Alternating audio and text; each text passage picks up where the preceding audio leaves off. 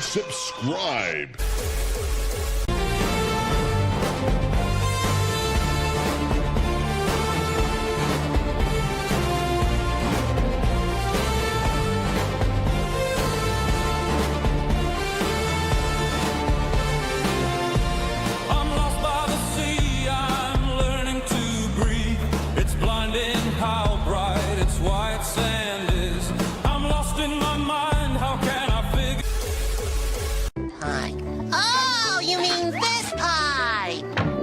I was saving it in my pocket for us to share. Let's eat. Oops. This is what a real mustache looks like.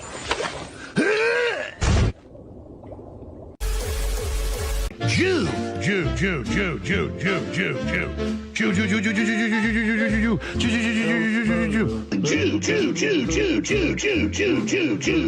Jew, Jew, Jew, Jew, Jew. I'm talking about nothing but Jews from now on. Just 25 hours a day, nothing. Jew, Jew, Jew, Jew, Jew, Jew, Jew. But as you go through it, then it goes into Jews and talks about Jews over and over and over. Jews, Jews, Jews. People love them. I go, Jew, Jew, Jew, Jew, Jew, Jew, Jew. It's always fresh to me. I love it. It's run by Jews.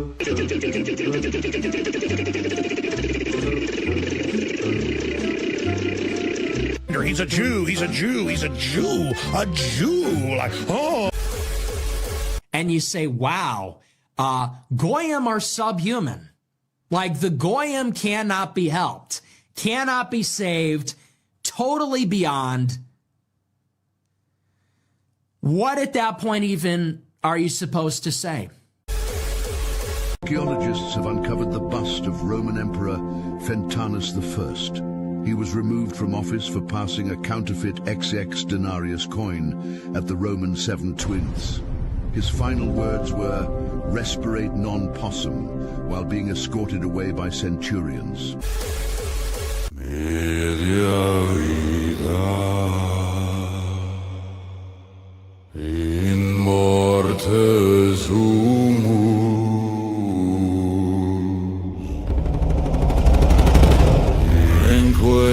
inquirimus adiutorem nisite Domine I pro peccatis nostris Sancte Deo Sancte Fortis Sancte et Misericors Salvator Amae Mortine tradas nos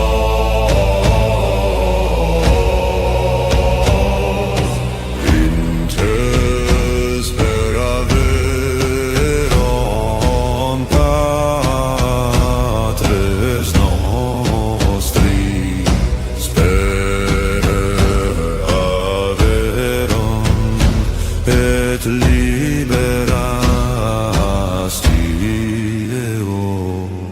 Sancte Deo, Sancte Fortis, Sancte et Misericors Salvator Amae Mortine tradas nos.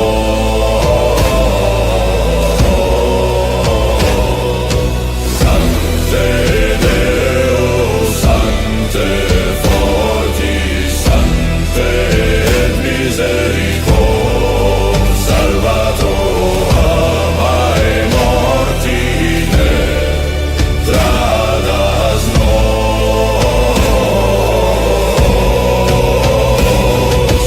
Sancte Deo, Sancte Fortis, Sancte et Misericors Salvator Amae Mortine tradas nos.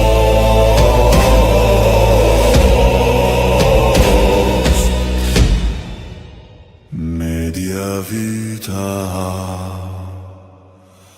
in morte sumus.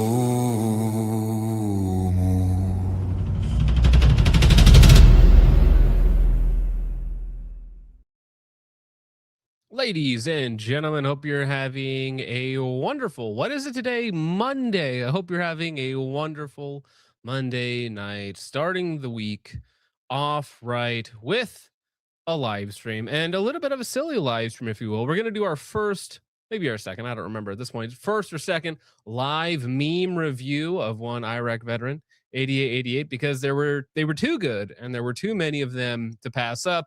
And then we've got Logan, sucks at shooting, just absolutely diabolical, killing old people on Twitter, live for all of us to enjoy, and a cacophony of other nonsense to get to. And of course, you know, the timing is a little bit late as usual. But before we get to all of that, we have Richard, James, or Compulsive Gunbuyer, and Jake with us tonight. How is everybody doing? Fantastic. Thanks for having me. Heck yeah. I'm doing great, John. Glad to hear you, Jake. Did you get your audio fixed? I think so. As long as I sound all right, then it should all be good. Sweet. Sweet. Richard, how you doing? I'm good. Hope everybody had a good weekend. Good to hear. Good to hear. Well, probably a little bit better weekend than if you were a Iranian tanker, because we have footage released by CENTCOM of Marines going in and taking a tanker that was tied with China, which, I mean, it's cool that we get the footage of it all. I'm glad that they're out there getting some work done rather than being bored out there. And again, this is just a reflection of the current situation with a blockade on the closed strait. But it's not all doom and gloom, because there has been some very funny developments, for lack of a better word, coming out of the strait, the blockade of the closed strait, because a Indian tanker was given clearance to go through the strait by Iran, ostensibly, which means that they paid the toll. And then the Iranian forces decided to shoot at it anyways. And we have the audio of the captain as he's talking to the Iranian, the IRGC, being like, hey, we're not supposed to be being shot at right now. We're supposed to be given clearance through. Please stop shooting at us. Ashu, go away. Navy, this is Motorangastan Marhedar. You gave me clearance to go. My name second on your list. You gave me clearance to go. You are fighting now. Let me turn back. I mean, it's kind of funny, you know. It's like, obviously they're just sailors, like they didn't actually do anything wrong, and they're just being pushed around by whatever company owns them, and then the company's paying Iran. So as far as the actual sailors go, I don't want anything untoward to happen to them, but it is just a comical situation in the strait right now. So again, it is in a quantum flux, as far as I'm aware, as to whether or not the strait is open or closed, or who it's open or closed for. Schrodinger Strait. Yeah. Did you hear that allegedly there were supposed to be peace talks tonight with Vance and the other guys in Islamabad and Pakistan, right? I didn't hear the exact date, but I know that there were supposed to be some upcoming. Yeah.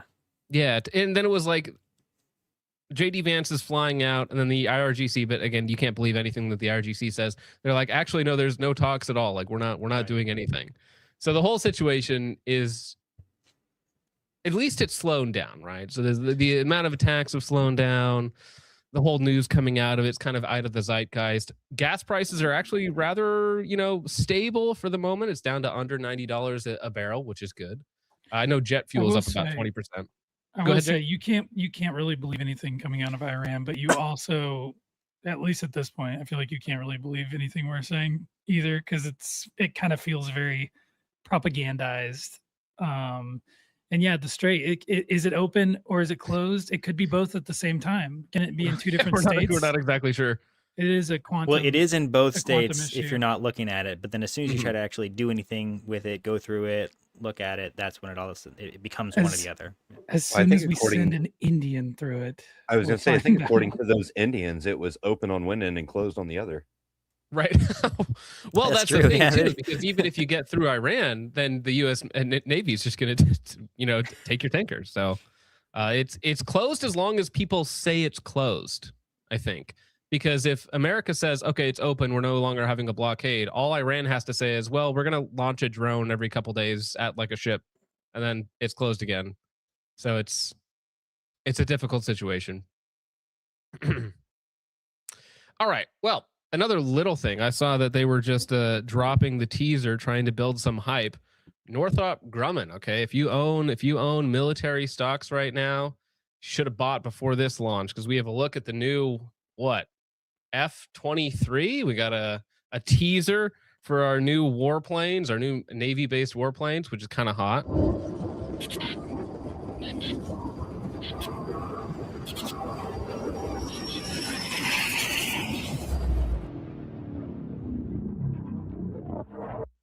And that is from the official Northrop Grumman account. So, hey, all of you aviation nerds. Yeah, look at that. I'm not an aviation nerd, but I do recall when this was tested initially, they put this up against the F-22 Raptor, and they ended up selecting the F-22 over this, but this was tested as the YF-23. Yeah, that was the real prototype, was the YF-23. Poly B just got it.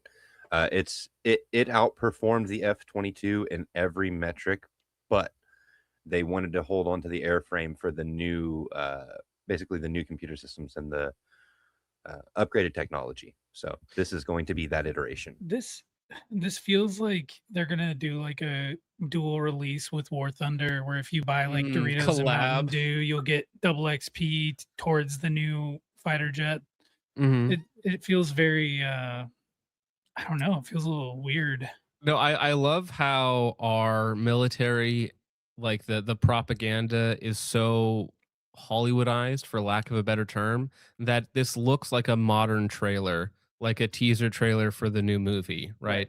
Or a video game. Like they almost overlap one-to-one. It's like trying to build hype with the public for your new, like, $100 million, $150 million stealth fighter. It's like, it's cool. I mean, listen, okay, if my tax dollars have to go somewhere, at least give me like cool looking, planes and autism tingling things. I'll be happy enough with that. I'd rather this than daycares in Minnesota. Is this technically a 5th gen then? Is that what they're calling this? Like a 5th generation fighter? Well, no, because isn't this going to be like the new wave of 6th generation fighters to combat the new Chinese plane that's been spotted, right? The Dorito. So I guess maybe.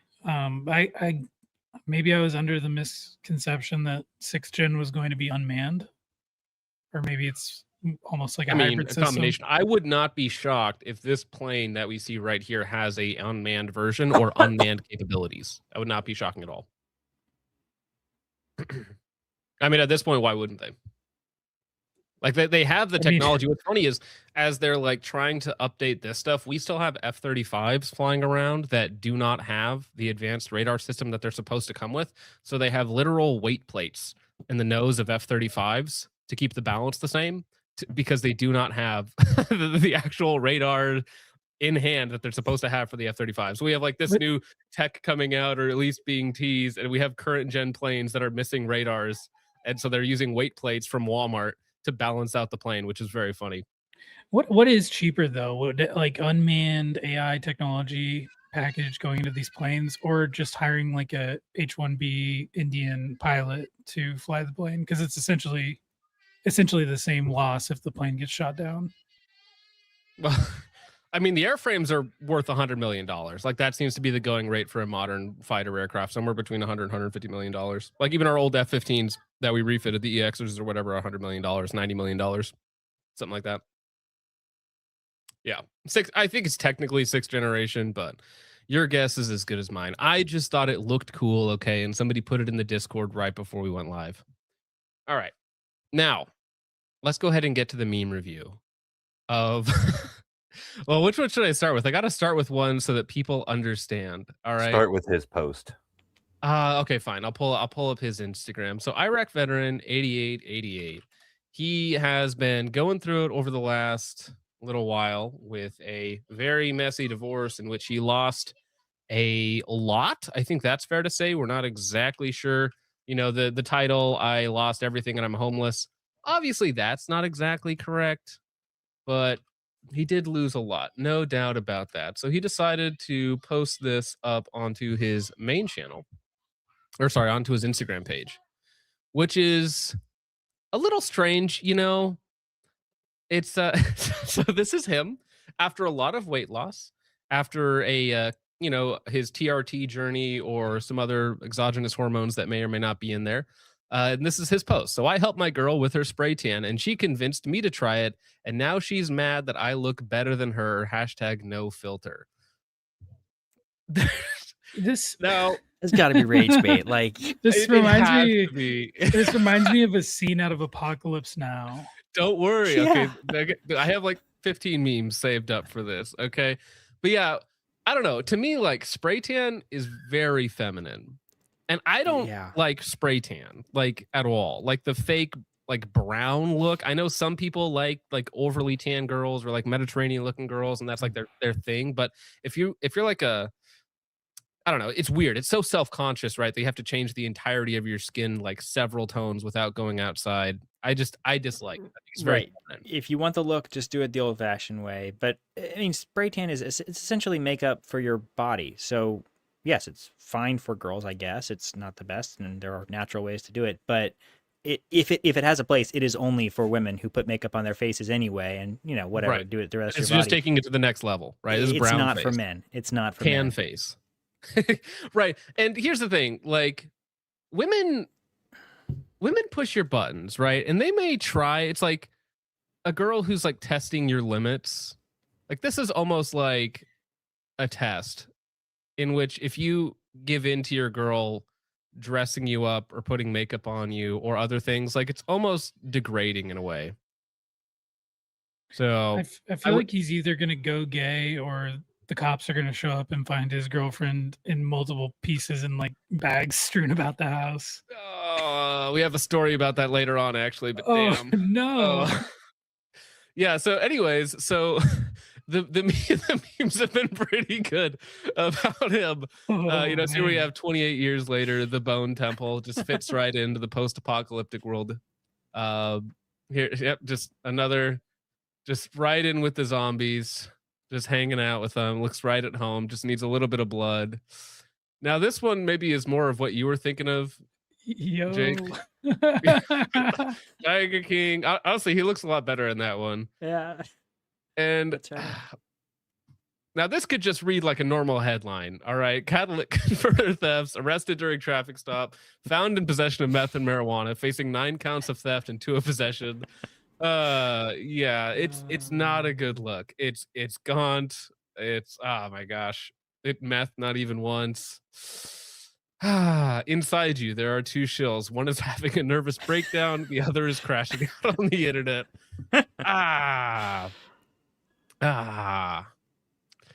Affiliate links, yes, and that has a picture of his current background with the Barrett in there.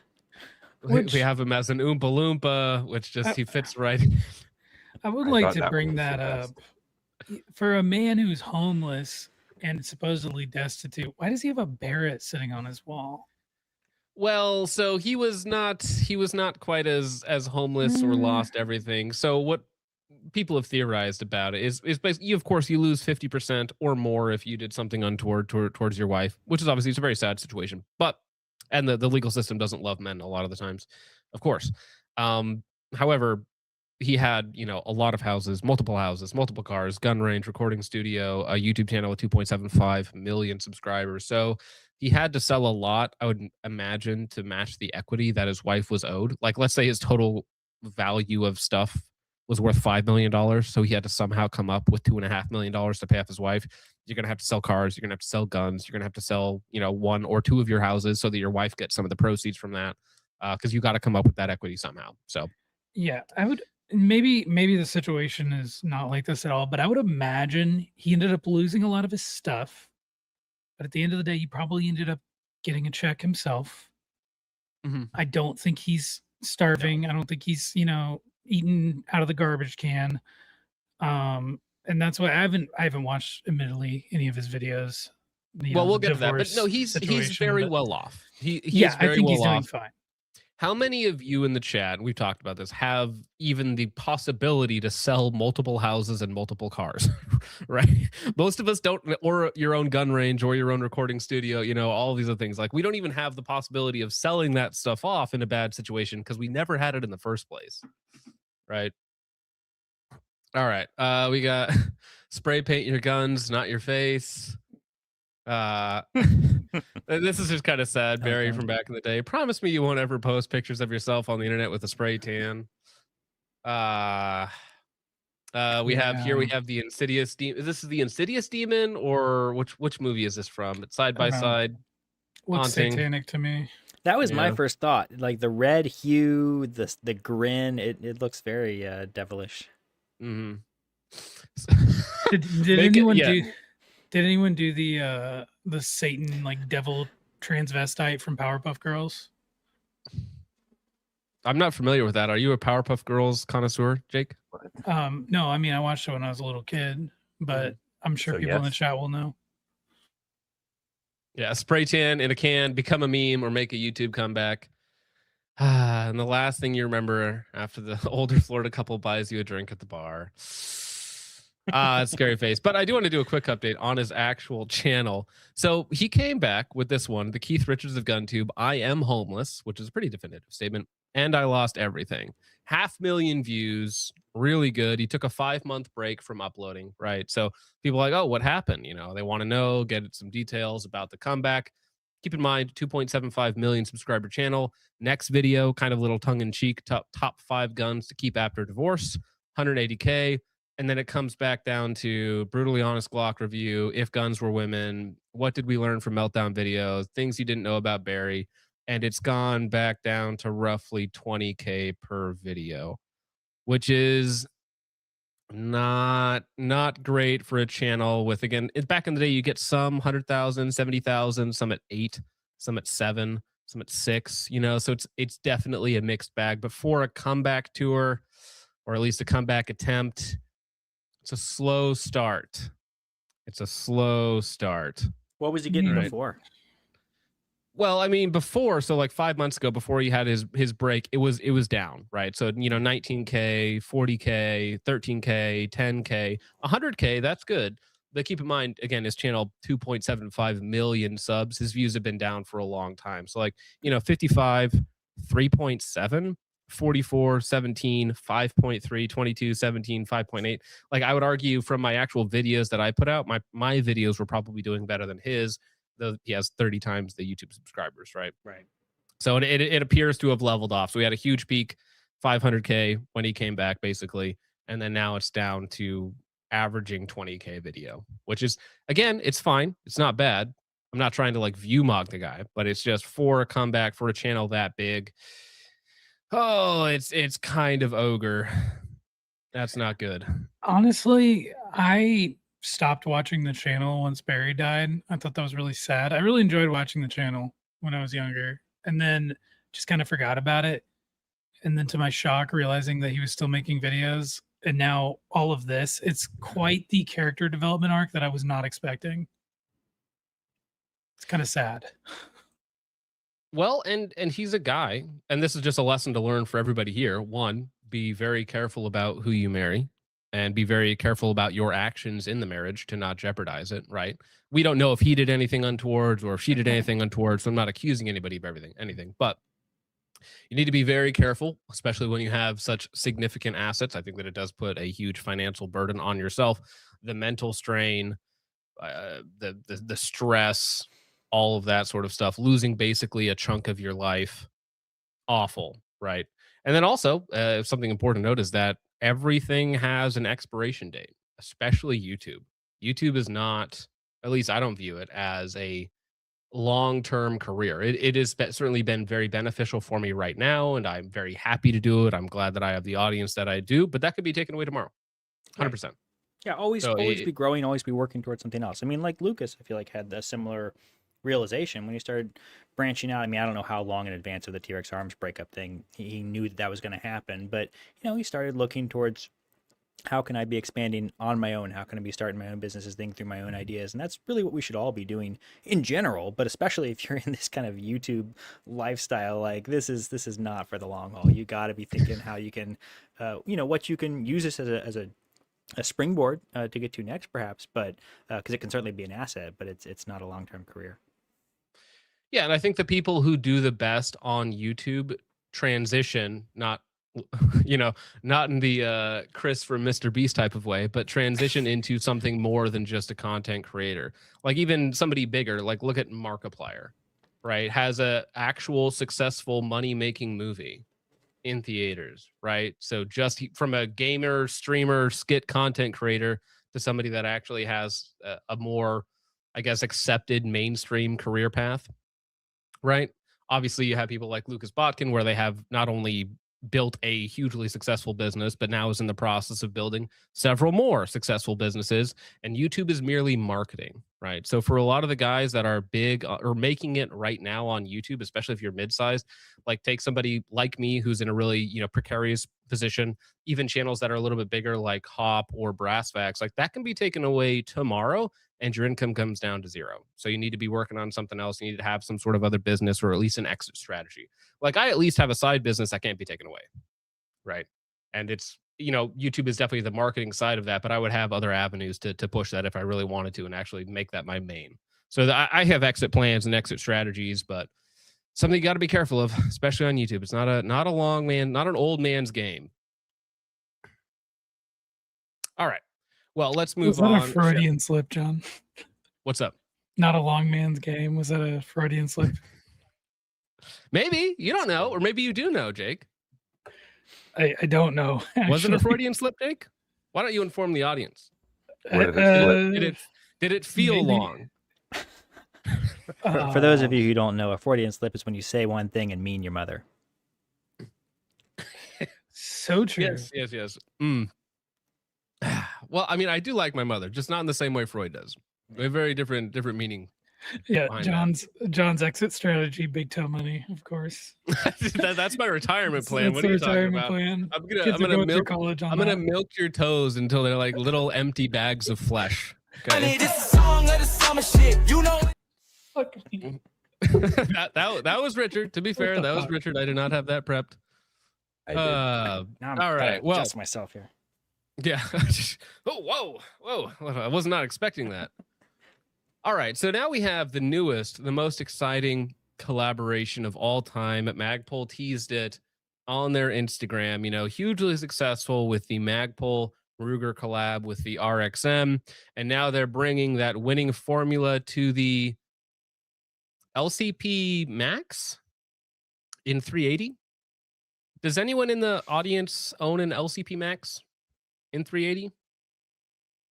No. Negative. Nope. I have heard good things from some people about the LCP Max, I think, but not the 381. Yeah, it's a, you know, of all of the collaborations or new models they could have brought out, I don't know if this one's particularly exciting. I mean, I get that they waited till NRAM to display it rather than SHOT Show, but it's oh, hey, we got one. Pat Brown has one. All right. This is unveiled at NRA because the audience, maybe that's true. Maybe the LCP is more of an NRAM It than a SHOT Show type thing. Yeah. I mean, if it's between like this and a bodyguard, I don't know. The only other option that I'm familiar with would be the Keltec P3AT, and this looks exactly like that, to be fair. It does look very, very Keltec-y. Which, I The mean, grip listen, angle looks weird. Is it just me? It is more forward. Looks like a SIG grip angle. if you like the LCP Max, I get it, right? Because the Ruger frames are a little nicer. This one, I think, comes with a 15 round Stendo magazine, which is like a lot of capacity for 380. But at that point, it's a 380 that's longer than or about the same length as a Glock 19. So I'm not sure what, other than being really thin, I'm not sure what benefit it has. Although, again, if you like it, I'm sure the Magpul frame will be just fine. And it's Ruger and Magpul, so the price will be probably very affordable. Right. So if you like small, snappy 380s, again, the Bodyguard 2.0, that one in 380 has rave reviews. That's probably the one I would personally go with, but you know, I don't know. Yeah, I'm just waiting for the 380 Glock to come out, but that'll never happen. Well, I know you're waiting for this one, Jake, because we have this wonderful account Morgan Freeman. And I know that I had to talk about this because, of course, it involves intercourse and firearms, and some members of our Discord that have an affiliation, a fascination with a certain game in which the guns are represented as anime waifus. And so when you say F your guns or F guns in general, the responses are exactly as you might think. Yeah, he looks like he F's guns. Agreed. Yeah, and you're gonna get a lot of gun posting in the comments here. And I don't think, oh sorry, let me get back to that. I'm don't glad think that I don't that understand this world. I barely understand it, and what I do understand is that I hate it. Although the first post isn't this funny though, right? Because you have just like a terminally online lefty progressive hates guns getting ratioed by anime weebs posting gun gooner bait, right? that is pretty funny. I still don't like the anime gooner bait gun stuff. I think Right, but if it's a weird. weapon to be wielded, shouldn't the anime gooner bait be wielded against your enemies, right? This is in probably case, the best there's a use. coalition here. There's a coalition between chuds like yourself, Jake, and I could throw myself in there as well.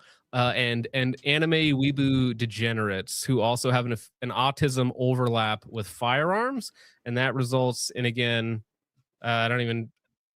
Some of them are a little too gross to even. Nope.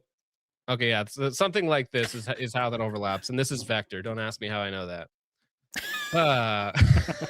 Also, what's the first reply there? I think that's one of our own. Well, Jim Eagle, our homie, Mr. said, Jim Eagle. minorities still kill more people than guns, and yeah, this is just him. Also, I should say happy birthday. I forgot to say happy birthday today. It is 420 today. No, we don't care about weed, but we can say happy birthday on 420. Yeah, but that is just, I thought that was funny. Also of note, well, actually not really of note. I'm only saying this because Josh posted this, and Josh is a Roscoe simp, as much as some of you might be a Klukai simp or a Lena simp. Josh is a Roscoe simp. And they brought back their purebred SBR barrels with a slightly updated profile that is now SPR profile. So it is Ops 7 or whatever the ops collar for your overbarrel suppressor. So if you want to make a true Mark 12, Roscoe Manufacturing has your back. This is not exciting. This is not interesting. Only Josh cares about this. I'm only talking about it because Josh asked me to. So I mean, I care about it, John. Roscoe barrels. I'm a Roscoe fan. I have a grand total of 1 Roscoe barrel on my 1 rifle, and I love it. Do you think it's good? I'm mug pilled. Mug pilled. Certified mug moment. People like Roscoe without getting paid to. I mean, I don't hate Roscoe. I use Roscoe, or at least I have customers ask me to use it in their builds, and I've had great success with them in terms of them being fine. Logan is a Voimistina simp, of course, because she's 8 feet tall, and you're already into Umas, who are canonically like 9 feet tall. So, geez. I think Logan has a type. Logan might be a Sigmund type. It might be a Freud type. Might be a little bit of Oedipus complex there. I think we should cut Logan's brain open and study him. Well, what's funny is tried to. We took out some of Logan's brain, and this is what we ended up with, right? So we removed a portion of his brain, and he became a grandmaster within a year. And he also developed a unhealthy obsession with anime horse girls and guns that are also have their avatars as girls. So I'm not sure if we went far enough or if we went too far. Horse girls based off of male horses, just to add another dimension to that. Well, but it's like gender swapping in a movie, right? If somebody gender swaps a character in a movie, that's not transgender. They're just swapping the gender. Well, Jake, you know that the best race horses are going to be men. I don't understand anything you guys have said for the last 5 minutes. Don't worry about it. Don't worry about it. Both games, by the way, I've been forced to play on stream for copious amounts of money. But anyways, let's get into the main topic of the evening, which is actually, ironically, also Logan. But this time, instead of being bullied by horse girls, this is him bullying old people. And this is a wonderful account from a trainer. And this is a whole world that I'm really glad that I'm not involved in any way, shape, or form. It's the people, the trainers that are out there, and even if they have the best of intentions, they've been training people improperly for decades, and they use that decades of poor training to then like prop up their own career. It's like, listen, Sonny, I've been training people for 25 years.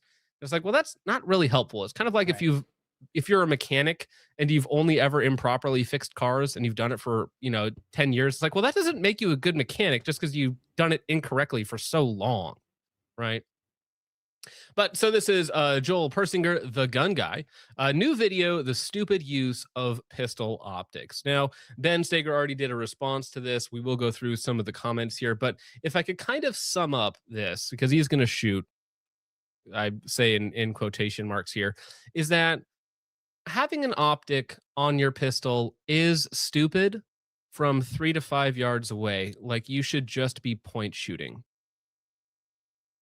So, and his argument involves a lot of different copes. So one of them is that, well, old people are going to need to be able to shoot too, and you can't train them to have a proper index and pick up the sight really fast in close range. So his substitute here is that you just need to learn how to point shoot, and you just point shoot, which is problematic for a lot of reasons. Number one, it's not that point shooting is always bad or the incorrect thing to do.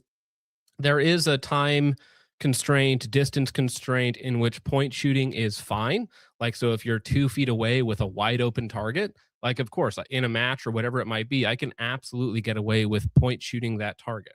However, teaching someone that that is the ideal engagement strategy or that is the proper way to do it is completely incorrect, right? It's like if you're trying to learn how to throw a ball or something, yes, at 2 feet away, your form doesn't really matter. However, we back up to 90 feet, 100 feet. Well, now our form matters a lot more, especially if you want to be fast and accurate. So just teaching the lowest common denominator, not a great idea. And this gentleman, Joel Persinger, really hates pistol optics. Good. Am I on the right track here? Where, like, my understanding is, yes, there are some niche situations where it might be, in fact, the thing that is called for in that situation, but it's basically never something that you need to train, right? You train using your sights properly, and then your body mechanics and your muscle memory will kick in that situation where you might not be able to acquire your sights perfectly. But I'm not sure that it's ever something that you need to train, like practice point shooting, even for those niche situations, which are probably too niche to actually properly prepare for anyway. But that's always been my understanding. Like, yes, point shooting occasionally is the thing that the situation calls for, but it's really not something that you can prepare for. Well, I mean, you could practice point shooting. Like, there are trick shooters or like cowboy shooting where they do legitimately practice point shooting and feel. So you can do that. But again, that is again for such a, like you said, a niche situation where you can't. But even just that, you need to have the proper fundamentals and the proper index, because if I just tell, like, I'm sure you've handed a gun to somebody who was unfamiliar with it, or anybody that's ever taught somebody who's never shot a gun before, and the first thing they do is like they can't find the sights, and then they pull the trigger, and then they push the gun like straight down into the dirt, like 10 feet away from them. Like, even if you just tell them, oh yeah, just point shoot, that's not going to help them because they have no fundamentals, right? Yeah. So your fundamentals should be trained to such a high level that you can get away with certain things because you have such good, solid fundamentals. That's what you're working with, right? Rather than having a foundation of sand, you have a rock hard foundation of good skills that you've acquired. Okay. Dang, John, getting biblical on it right there. Yeah. No, I agree with that. Like, if you are really good at shooting a pistol, like normally, you will not have a problem with point shooting in close distances. And I know people, like old dudes, will say, well, back in Nam, they trained to point shoot. The SOG guys, they trained to hip fire. It's like, okay, that's really specific. And also, you're not in Nam, which is like one of the things you have to constantly remind old people. But being someone who works with a lot of old people on the range, I have found that once they get used to using a red dot and can actually acquire their sight picture, consistently, red dots are they are super helpful for aging people who have poor eyesight or what have you. It's generally an advantage for them. So I know people who are more comfortable with iron sights because that's all they've ever shot, and that's okay. But if you ever argue that that's the ideal way to shoot or the proper way to shoot or what somebody should shoot with, that's where we start to have a problem. Because again, red dots are a single plane of aiming, right? You need to focus on the target and then something appears on that target, whether it's red, green, gold, blue, whatever it might be, and it gives you the confirmation level that you want, and then it gives you permission to pull the trigger. If you have iron sights, you're doing the same thing, or at least you should be doing the same thing. You're picking a spot on the target, but you have multiple things that you need to make sure are aligned, elevation, windage, and just to actually make sure that bullet goes where you want, right? So it is just by definition more complicated than a simple red dot sight or whatever else it might be. True. It does take time to develop your index, but whether you are shooting iron sights or red dots, you are still developing an index and relying upon that index every time you draw your gun, whatever it might be. Right. And so building that rock solid index is what's actually important. Practicing point shooting as a trainer is like worthless.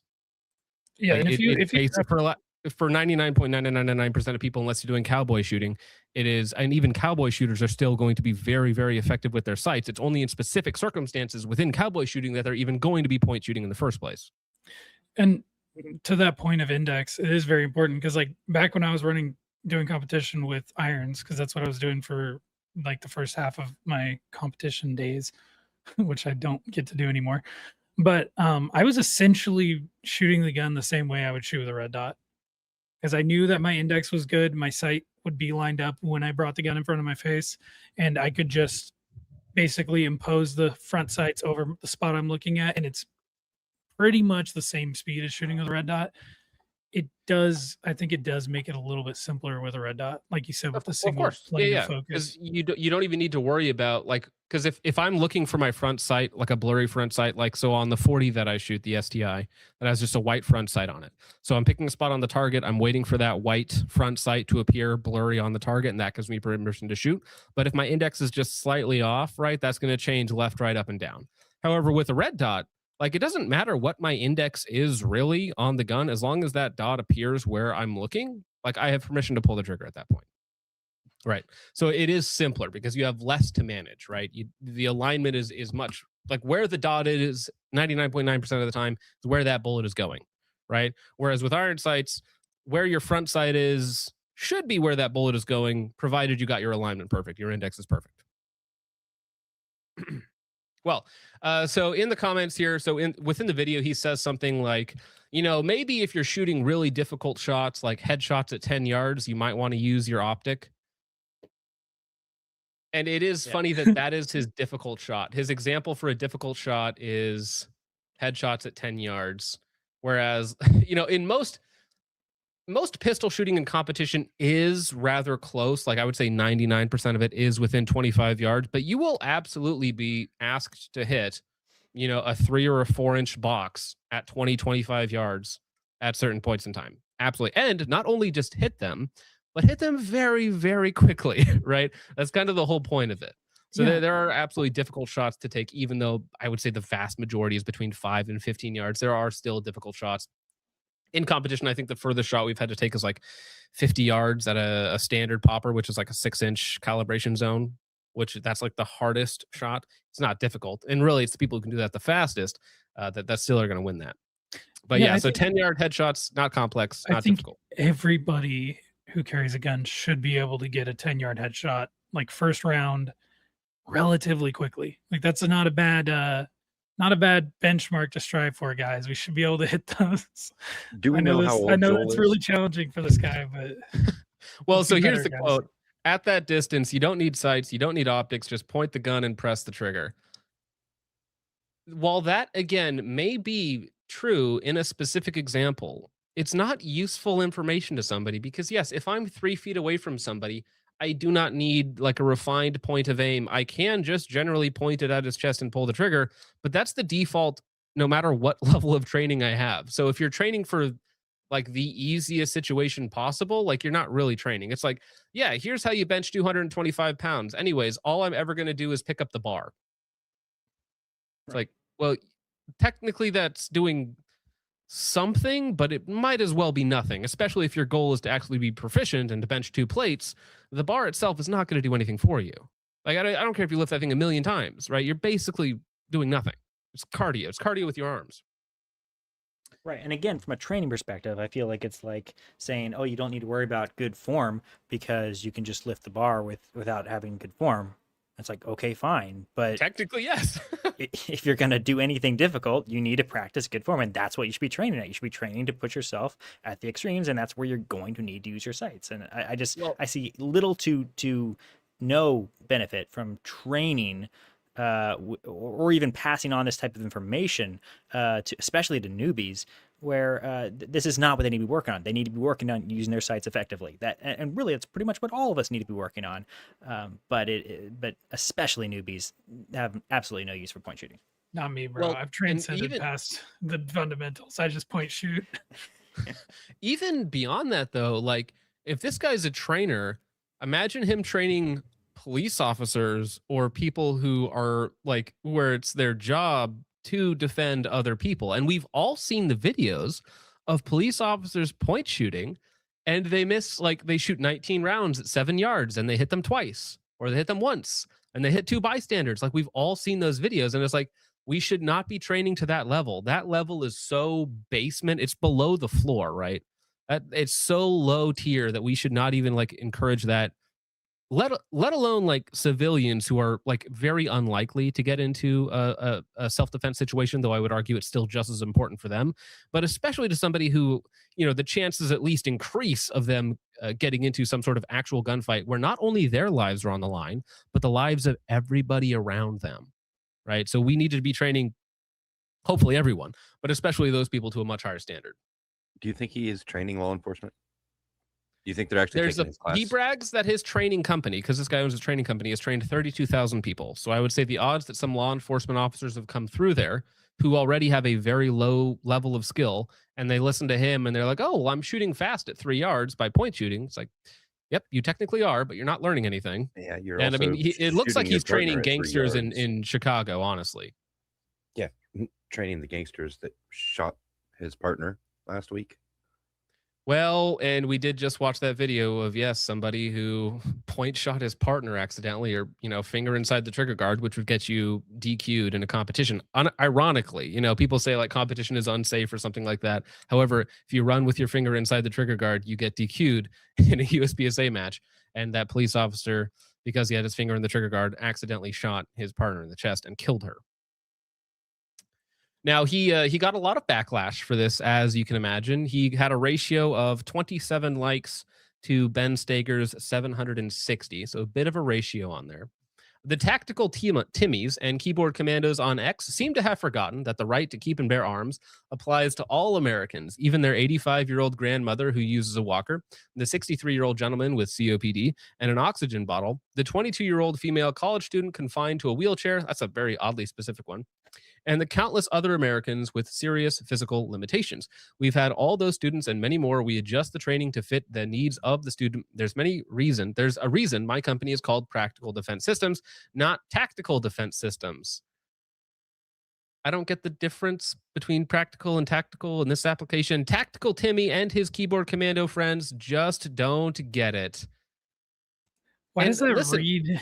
That reads like some like liberal, differently abled, like fucking inclusivity. No, it's weird, but why wouldn't I teach a 22-year-old college student who's female and bound to a wheelchair how to use her sights effectively? Right. She's probably the only one there that wouldn't have issues with an astigmatism or seeing the dot. The Second Amendment is an interesting cope as well, because like the 85-year-old grandmother who may have like limited use of her hands, like a gun is not a good option for her. A loving family is. You know, that's truly her best defense, is a loving family. And I mean, it's at some point, it's like, what about vegetables in a hospital bed? It's like, well, they can't do anything. It's like, what's the maximum amount of training? And now maybe there's some really, you know, grandmas out there, like 85-year-old grandmas who can really get after it and are really good. But I would imagine the proportion of that population is very low. And this level of training, again, isn't helping them either. Day of the pillow hook. I did not click on that. Richard, what are you doing? I'm getting a good So, laugh.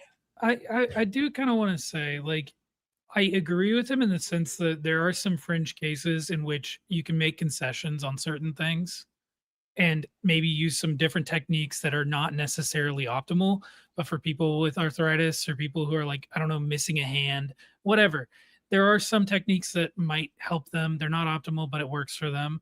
But that's not how you teach everybody. You know, just like broad brush say, since the lowest common denominator is this 86-year-old man who can't lift the gun up high enough to look at the sights, everyone should just be point shooting.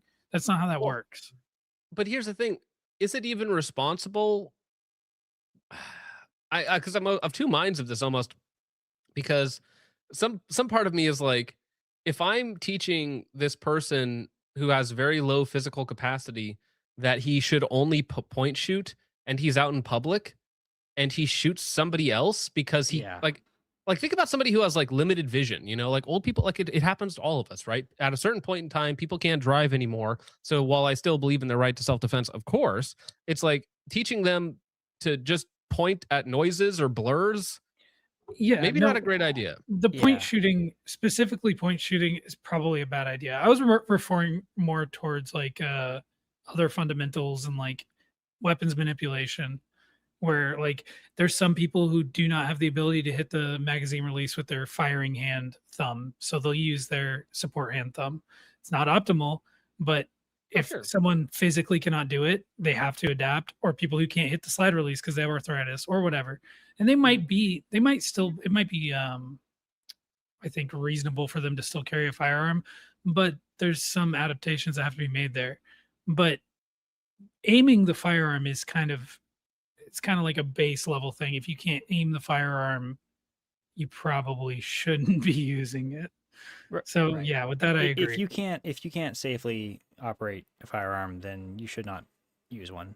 And I would say if you can't effectively look through your sights, then you can't effectively you cannot safely use it. And the thing is, the Second Amendment is for everyone, but that doesn't mean that guns are for everyone. There are plenty of people that really shouldn't own guns or aren't going to train with them, aren't going to use them effectively. The Second Amendment is for everyone because the Second Amendment isn't just about personal defense. That is a component of it, but it is ultimately about ensuring that the population can fight back against the government, and everyone is protected because you have some people that do train and own guns and use them effectively.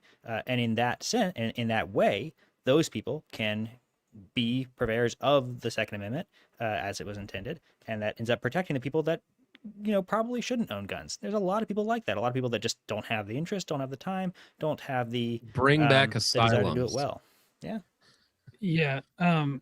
I saw someone asking if Michiko has a concealed carry license, which is hilarious.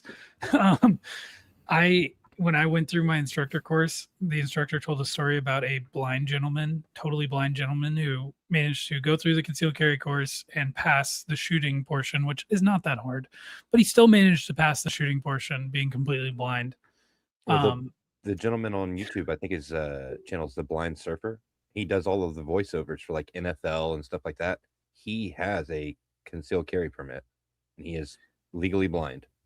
Yeah. Completely. So in my story, the sheriff denied him the permit because obviously someone who's blind cannot, even if he can hear the person, figure out where the threat's coming from, you don't know what's in front of them, you don't know what's behind them. It's irresponsible. You do have to be able to aim your firearm and be able to discern what you're shooting at. That's kind of basic firearm safety, in my opinion. So First rule of firearm safety is to have fun. How dare you?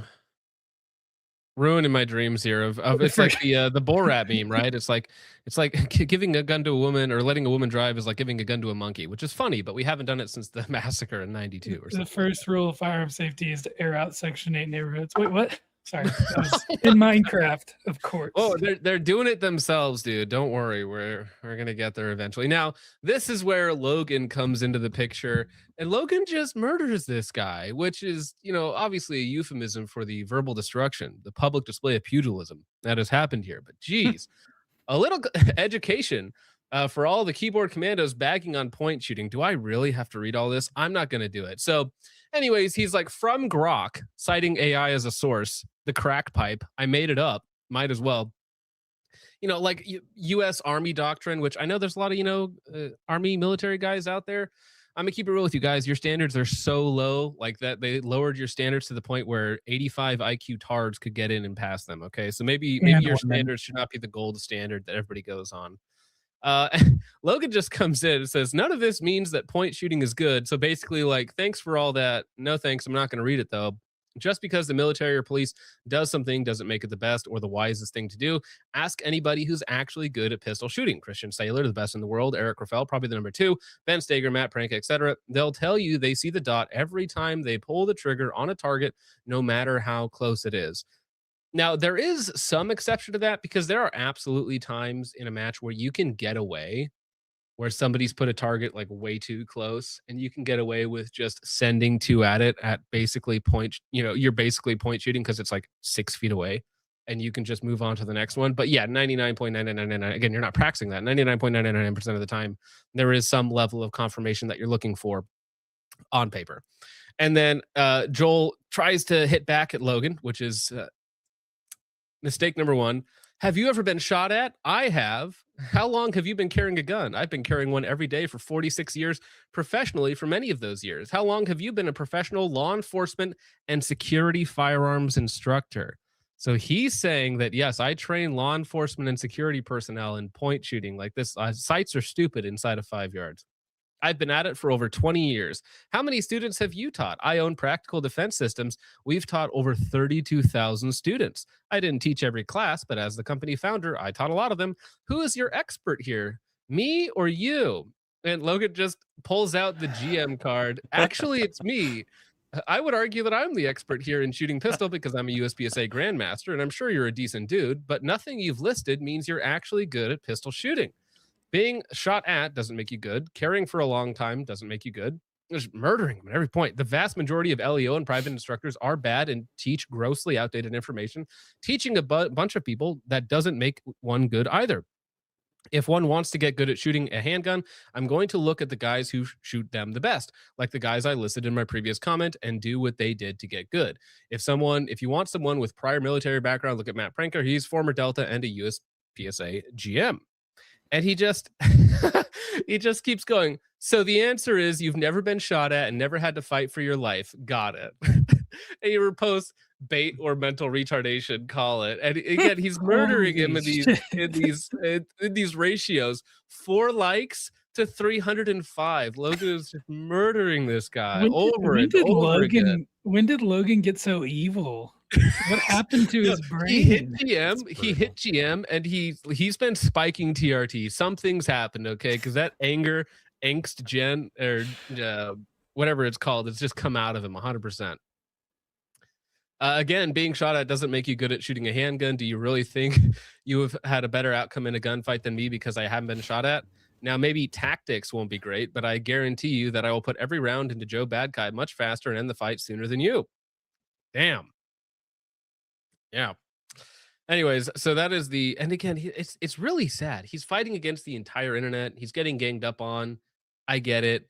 But like the ratios here are absolutely brutal. Murderous ratios here for this poor guy with 32 years of experience. Now, he got so upset by all of this and by Ben Stager making a video. And again, it was the calm dismantling too. You weren't even going after him. You were like, I'm pretty sure you might be a decent dude, but you're just wrong about everything you say. It's okay. And so he brings out a 17-minute video, coping and seething. And this is the main course for the evening after all of this goes down. And then we'll watch perhaps the worst firearms mistake of all time.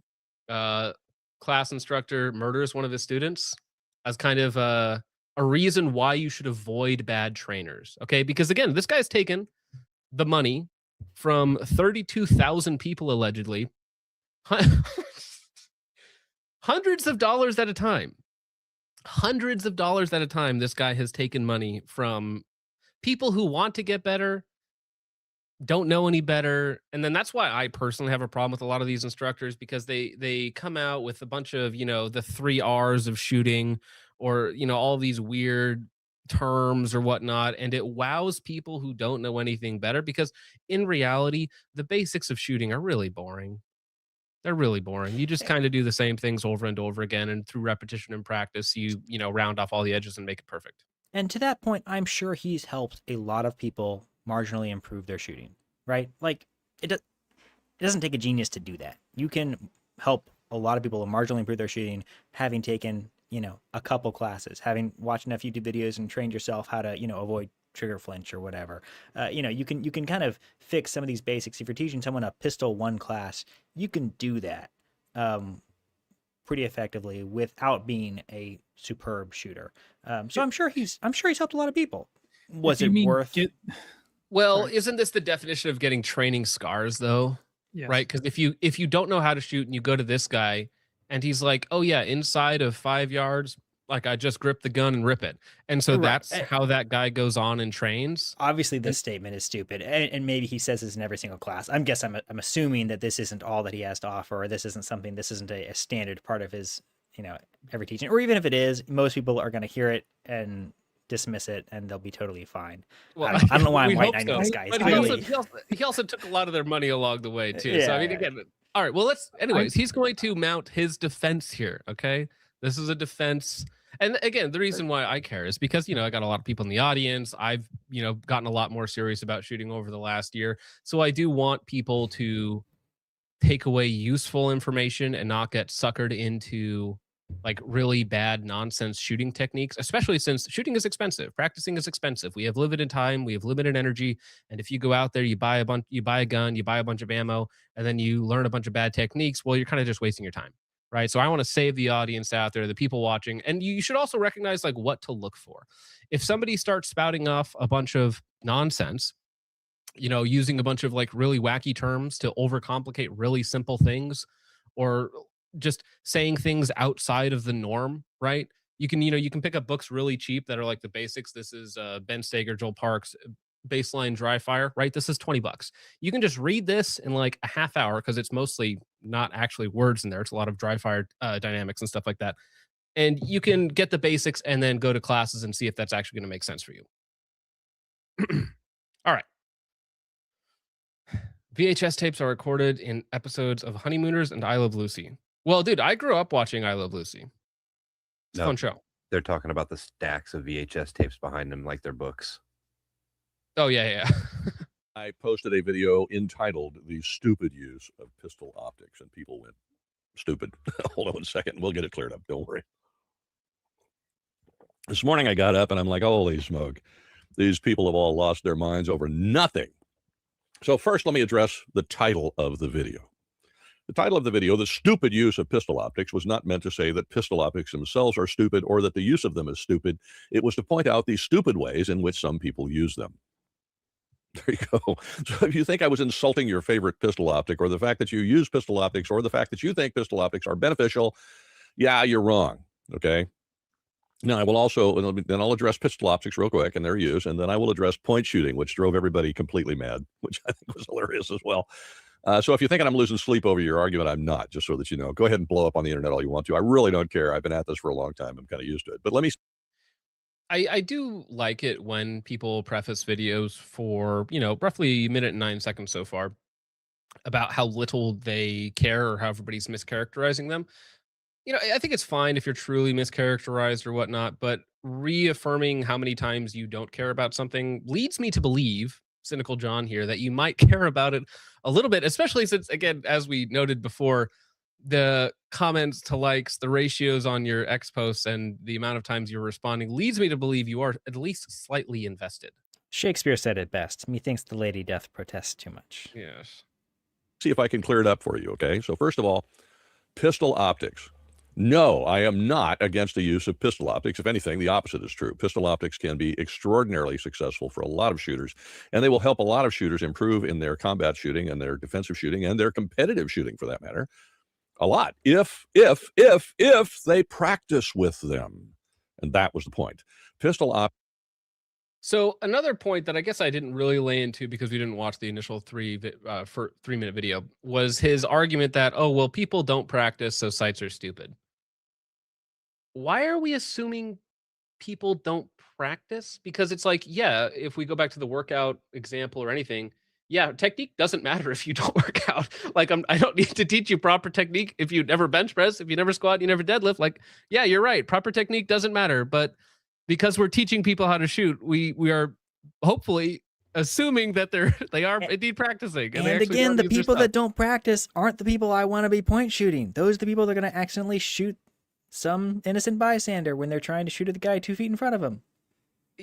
It's like, who are we appealing to here? Like, I'm teaching the guy who is intentionally never going to practice, and so I'm just saying, generically grip the gun, look at the guy, and squeeze trigger.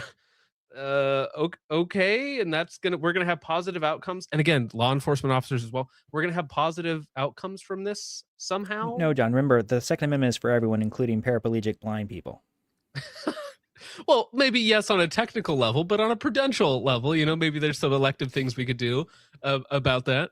Tactics can be very positive, can be being the operative phrase, if you practice with it. It's a tool, not a magic talisman. Remember what I do for a living. I own a training company. We train security officers and we train civilians. We do some law enforcement training too, but mostly Dave does that, not me. I don't do that kind of stuff anymore. When you are teaching average people, you get a large swath of folks from every direction. You get people who love shooting. It's their hobby. They're shooting aficionados or at the range all the time. They shoot competitively or whatever. Guess what? Those folks, if they buy an optic, are going to practice with it. And it's going to help them a lot in their shooting. Then you have the other people who don't go to the range very often because shooting is not their thing. And because they bought the gun primarily because they were concerned about the news and that the life is not as safe as it used to be. And they bought it for home defense, or they got a concealed carry permit because they feel like, it's a little scarier now walking out to the parking lot when I leave work, or when I go do this, or when I go do that. So I want to get a concealed carry permit. And those are the folks who will routinely come back after the 2-year permit is about to expire and go take a refresher course and tell me that the last time they went to the range was 2 years ago when they saw me the last time. So is he saying that optics are not good for those people? Because again, optics, like red dots, are simpler than irons. Like by definition, there's less going on. If you have no index point, they can be hard to find. Like you'll see people doing this all the time. Whereas I was going to on say, most I think firearms with a red dot, you're going to have co-witness irons anyways. I think but if you can't, like if you don't have any index with irons at all, like if you just literally never pick up a gun and practice with it at all, like, and I know mall cops are like kind of a joke, but the idea that you don't even, like, every day before you put your gun on, at least like try and find the sights. You think that over a couple of years of carrying it, hopefully you would develop some sort of index. But again, if the presumption is that these people are never going to touch their firearm outside of this class and only come back every 2 years, like what's the point? So it sounds to me like what he's arguing is that if you do not train, you will not be able to use a red dot properly. And on the same side of that coin, you also won't be able to use your irons properly, which I agree with. If you don't train, it doesn't really matter what sighting system you have. You're not going to be able to use it properly. But I think where he's going to try and move this argument is in the direction of, since you don't train and you can't use it properly, you should just point shoot, which I think is bullshit. But I think that's kind of where he's going with it. Right. The conclusion doesn't follow. I kind of agree that irons are easier to at least conceptually understand how to index. Like, you can I have a counterpoint to that though? Go for it. Do we think that irons are easier because we all started shooting on irons? Because I did start shooting on irons, right? As I imagine most people in this chat were old enough that we started shooting on irons. Yes. Yes. Yeah. So is it fair for us to say, oh, well, picking up irons is easier when we started with irons and then transitioned to dots? No, I don't think so. I think they're both equally as difficult if you don't train at all. I mean, for someone who started on irons, if you're 80 years old, you've probably shot guns before. And when you did shoot guns, you were probably shooting on irons. And so if you transition to a dot, yeah, you're going to lift your gun up and you're not going to see your dot and you're going to fish for it, which is suboptimal, but yeah, fishing for a dot when you've got 80-year-old eyes like him probably doesn't help either. Yeah, it all just comes down to training. Either system that you use, if you do not train, if you don't develop an index, you're going to be slow. You're not going to do very well. My father if that argument, if he's going to use that argument to go ahead, if he's going to use that argument to try and like push some kind of point shooting for people who just haven't put in the time to train actually aiming their firearm. This guy's actually kind of stupid. So I've trying to teach my dad to find the dot right now. He's a fairly good pistol shooter. He's really good with irons, but he has problems with the dot, and he's got bad eyes. He's got glasses. He's got an astigmatism. They're not getting any better. He says when he looks at it, he sees 3 dots. So he said they're like in a line. So I can imagine where that would be difficult. He's just got to find which one it is. But well, it's just like iron sights. You have to balance the 3 together. So just like a dot, you got to line up your three fiery balls in the screen and pull the trigger. Yeah. Only this time. I think there's a very it's a very like, I don't know. I think so whenever I've like transitioned to a new platform with a different grip angle or something, and if I've got a red dot on it, it does take a few reps to figure out, okay, exactly how to present that properly. Whereas when I transition to a new firearm with just iron sights, it's a shorter, there's this very brief period of time where the first 2 presentations are much easier with irons. Now, as you continue to present, you do that, 100, 200 times, and you got it. So, like, it's a very short window, but for some people, they do actually train that little, where there might be a period of time where it is easier to pick up the irons. I think that's what he's saying. I think there's some validity there, but it probably depends on the person, too. They have an optic on their pistol, and I'll ask them, oh, you got a new optic? Yeah, a buddy of mine told me that'll help me shoot a lot better. I'm going to be shooting better because I got this optic. Or because they bought a new pistol, and when they went to the gun store guy said, oh, well, you got to have an optic on. They got to get the one that's got the optic because you got to have an optic. And they sold them a $300 optic or something because they're making a little money at the gun store selling the optic. And because the person behind the counter is a shooting fan, and the optic has helped him or her a lot. So they think that's universally applied to everyone. And then the citizen comes to class, and they can't figure out how to turn the optic on. They can't use the optic. They can't find the dot. They're squinting.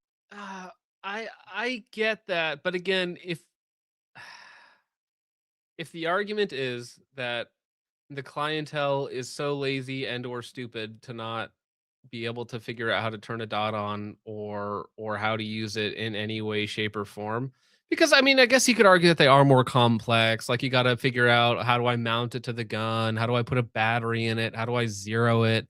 Whereas iron sights are kind of just there, and usually they're okay from the factory. Usually you don't have to do too much. But again, if we're just appealing to the lowest common denominator, when I think it is for people who can shoot, if we start with that, the group of people who are not mentally or physically impaired who can shoot, dots are universally better. Like, I can think outside of like some sort of extreme astigmatism, weird scenario, I think for people who are not mentally or physically impaired, dots are universally faster and more accurate and definitely simpler.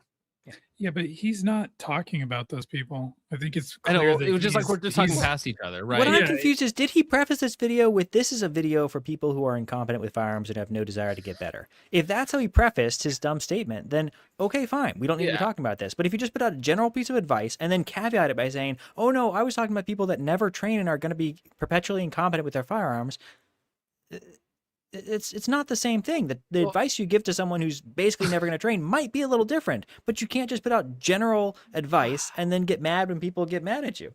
But it's like, if I told somebody how to drive a car, but I said everything incorrect and then coped afterward and said, oh, but this is for people who are never going to drive, so it doesn't matter what I tell them. Right. It's like, technically, maybe you're right if you preface it that way, but that's so like stupid. Like, why are we even having this conversation? It's like, no.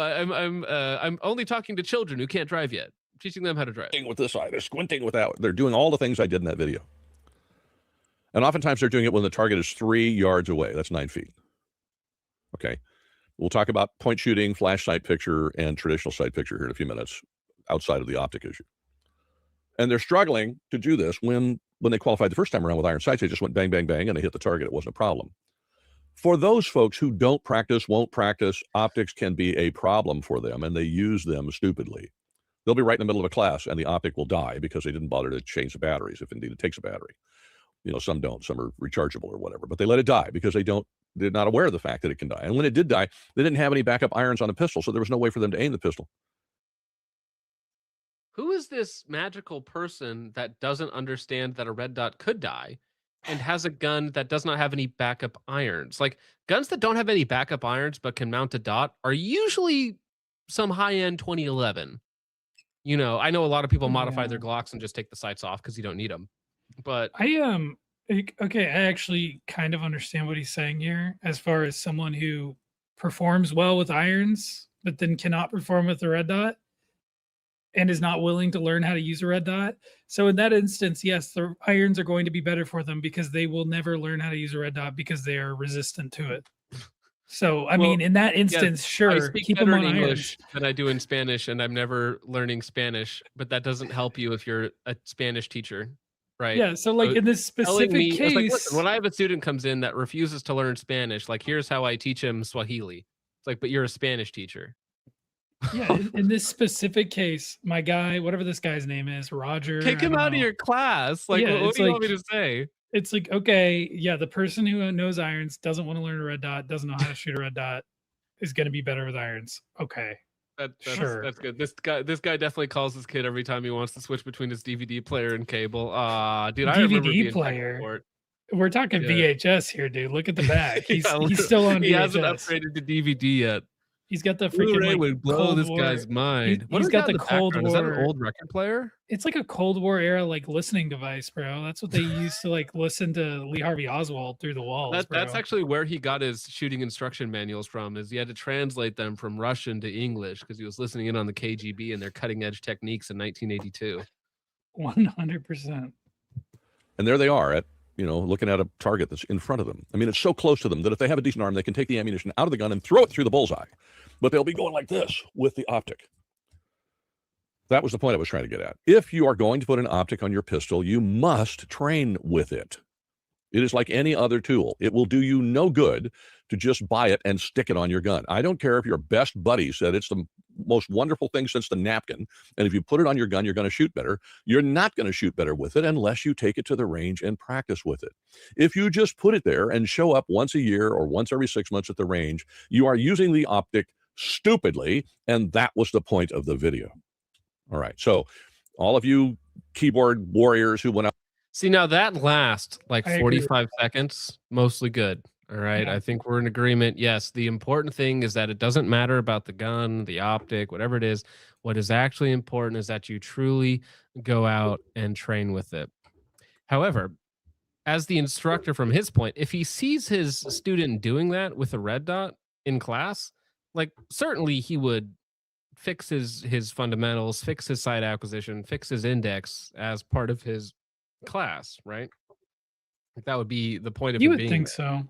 You would think Yeah. he would be able to correct a student, but I don't think he's actually a firearms instructor.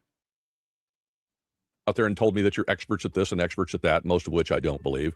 Just I wonder if that's at Logan. I don't believe you. I don't believe it Logan either, just to be fair. slapping him around with a GM card. It's like, nah, dog. calm down, okay? Yes, you have an optic on your pistol. You spent the money on it. I'm glad you have it. I'm glad you practice with it. But let's get real. Not everybody is you. Okay, now let's talk about point shooting, flash sight picture, and traditional sight picture. Point shooting. Point the gun at. Hey, Josh, we already talked about Roscoe. We talked about it for about 4 seconds, and I only brought it up because you put it in the Discord. So you're welcome, Josh. We did talk about it. You missed it, bro. My apologies.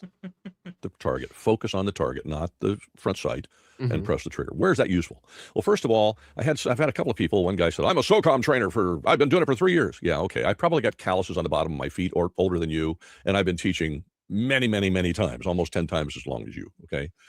Again, more bad teaching. It's like, listen, I've been teaching crap for 30 years, dog. I've got so much experience teaching crap. I'm the crap master at this point. Okay. You're a GM. I'm a Yeah. CM, bro. I was So I teaching do- Weaver stance and T-Thing before you were even born, Sonny. Case All full right. of VHS tapes older than you, Sonny boy. It's true. He does. Know a few things. I'm not an expert on everything, but there are some things I know, and I might know some stuff that you don't. So calm down. By the way, I've had a lot of SEALs come through my class, and all said the class is really great. Speaking of SOCOM. Now, having said all of that, okay, point shooting has been around as long as pistols have been around because pistols originally didn't have any sights on them anyway. So the only way you could aim them was pointing them at the threat and pressing the trigger at bad breath distance. Yeah. So if you're trying to bolster your argument, and you're like, listen, okay, pirates back in the day Yeah. with black powdered pistols used to point shoot. So that means it's good enough for me. It's the same thing when somebody's like, I've been teaching since Vietnam, and here's how we used to. It's like, that's not relevant anymore, though. This It's is like, how we yeah, used to do it. we were still using propeller planes in Vietnam. It's like, This it's is just how we not used to do it. We relevant were anymore. slaughtering villages of children. I point shot that family down. It's like, You can't oh. shoulder your rifle because you're too tired by that point. You've already shot hundreds of children. You just got to keep it at your hip. My God. No, but to be fair, though, I mean, I get what he's saying, though. I mean, he was around. He was probably a kid back when, mid 1800s, back when they were using those black powder pistols, no sights. I think he's onto something here. So if you think of point shooting as a way, not the only way, and not the best way all the time, but a way to aim a gun, that's what I was getting at. It is a way to do it. Now, do I practice point shooting out as far as I can make it work? Sure. Would I use it in a practically that way? No. Point shooting is very useful at bad breath distances. That's what it is. When you can smell the other guy's bad breath and he can smell yours, point shooting is all you need. You do not need optics. You do not need sights because, as I said, if you have a decent arm, you can take the ammunition out of the gun and throw it through the bullseye. Well, yes, again, he's correct. But why do we need to practice this point at generic person's chest and pull trigger, right? At that point, like, we don't even need fundamentals. I don't need two hands. I could be barely gripping the gun and just I could be pulling the trigger with my middle finger or my index finger or something. You could do all sorts of wacky things at 3 feet. Yeah, no, I totally agree with you. Honestly, I could probably close my eyes, but we don't train this way and we don't practice this way at this lowest common denominator, easiest possible situation. Well, GBRS trains that way. But unironically, GBRS does have a video on practicing point shooting from 3 yards away with a rifle too. And I think blindfold shooting as well. But well, actually, you know what? And again, this goes to the level of nonsense that's out there. Travis Haley has a 100-round warm-up video where the first 5 rounds that he shoots is building what he calls his NAPA, his natural point of aim, and he closes his eyes for the first 5 shots to test his natural point of aim and his kinesthetic alignment. And it's like kinesiology. I do love in his Ben Steger debate, it was, or not debate, but just video that they did, it was, hey, well, my wife's a doctor. And that was one of his arguments bolstering his position, with, random scientific jargon. And it's like, maybe there's something to body alignment, but natural point of aim is really for PRS guys, because that is a huge principle when shooting long range. The less input you have to put into the gun to get it where you want, the better. So your natural point of aim for PRS guys, hugely important. Is it? And they will do that closed eye technique. Sure. Yeah. Because they want to see where the gun goes, which is very important. For pistol applications, I mean, maybe 50-yard bullseye competitions, there's something to it, but even then it's I kind of doubt it. It's not really applicable to this. So interesting though. It's a funny video. I think probably the reason why he does put a lot of emphasis on this point shooting thing and spends time training it is because he doesn't want to do anything that actually takes effort as a trainer. He just wants to collect his check and have his students punch small groups into paper from 3 yards away while not even looking at their sights, because that's easy for him. Do you guys remember the video of, I think it was Shrek, and he was demonstrating how hard you're supposed to grip a pistol? So he has his students lined up at about 6 feet away from the paper. He has them finger off the trigger, gripping the gun as hard as possible. He puts a wrench into the trigger guard and slaps the trigger, right? And so the point is, who cares about your trigger pull when you're gripping the gun so hard? Look how it doesn't move. And so his students are there, just wrenching on the gun, finger out of the trigger guard, while he's there with a hammer, or a wrench, and he's going bang, bang. And he's like, yeah, see, look, at 6 feet away, or 2 feet away, you see how all the bullets are in this nice little square? It's yep, that's because they're 2 feet away. But now when they're actually shooting on their own, they're death gripping the gun, thinking that that's going to somehow help them, and their hands are shaking and they're like pushing the gun down because they have so much tension everywhere. And it's like, again, this it makes sense when you don't know anything and you're looking at purely like, oh, look, the bullets go exactly where he was looking because he was just gripping the gun as hard as possible and focusing on one spot. Like, that's crazy. I guess trigger control doesn't matter. I guess it's just all about gripping the gun as hard as possible, and that's the only principle I follow. It's like, again, at 6 feet away, you could have done the same thing with your eyes closed, bro. It doesn't matter. You could bounce off the guy's forehead. You don't need any of that. And when you start to use all those things, it can slow you down unless you train with them all the time. Okay, here's the other aspect of it. Point shooting becomes effective for people who don't practice a lot because most of them, and let's get real. So you're a veteran, you're a combat veteran, you're a police officer, you've shown up and rolled on calls and seen people shot full of holes. You're a professional security officer, you've seen the same thing, whatever. I get it. Not a veteran, but been there, done that in another context, okay? I get that. What? You are. Yeah, you guys, I'm not a veteran. What does but, he mean by that? I've been there, I've done that. Back in his days, back in the day when he was slinging dope on the corner, man. Yeah, combat tours to Waffle House at 2 a.m. Same thing, different context. Same. I get it. You get it. I get it. He's probably shot at a few of his daughter's boyfriends in the past. Are not going to be as thrown off your game by somebody trying to hurt you as somebody who's never faced violence in their lives. All of our training in firearms is one-way training. We go on the one-way range where the bullets are only going one way. That is not to say that shooting, look, square range training is very positive. Now, this is another area of cope where it's like anybody who's bad at shooting or has poor fundamentals will say, oh, but you're just flat range training. You're just this. You've never been on you don't know what stress will do to you. And it's like, I can agree with a part of that. So stress will not, well, actually, so let's say I have like X level of skill, and then inducing exterior stress, it might lower it somewhere. We're not exactly sure where that's going to end up. However, if your skill level is on the bottom, I guarantee you that adding stress won't magically increase your skill level. Like you got the peak, you have what you have. It's never going to get better than that. This isn't a Marvel movie. You're not going to rise to the occasion and come out with superpowers in a stressful situation. Okay. It's like, you're only going to get worse. So we should advocate that the starting point, our foundation, our skills are so high that even if stress, might mess with a little bit, we're still more than capable for whatever situation comes our way, rather than like, oh, you're a 60-year-old man with poor eyesight who never trains, so just point shoot, I guess. Question. Go for it. How would one get two-way range training aside from going to Chicago? Well, Sonny so Pazitska. There's people like Matt Pranko have talked about it where they say like two-way range training is fun, whether it's Sims or Airsoft, but it's also not accurate. Once you take out the death element of it, now it's a game. And so it's not one-to-one. It can be useful in certain contexts to see what happens and how, techniques work in certain environments or whatnot. And that's why they do it, of course. But it's like, there's also like, you got to be careful because doing, spoiler alert, paintball, like if you watch professional paintball, hilarious, the techniques that these guys get up to. Okay. It's two-way range training, but it's not the same thing. Okay, when death is on the line, I'm not running to A post in 1.5 seconds to, try and get the spawn camp or the peak on this guy, right? It's a little different.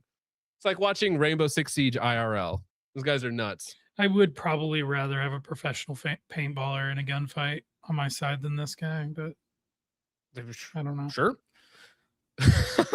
Like, listen, yeah, that's true. Who am I going to go if I had to pick a buddy for an unknown situation? Am I going to pick out the point shooter or like Logan? It's like, even if Logan is going to like be making horse girl anime references the entire time, I'm still going to pick the guy who can actually put bullets where he wants them in a short amount of time, right?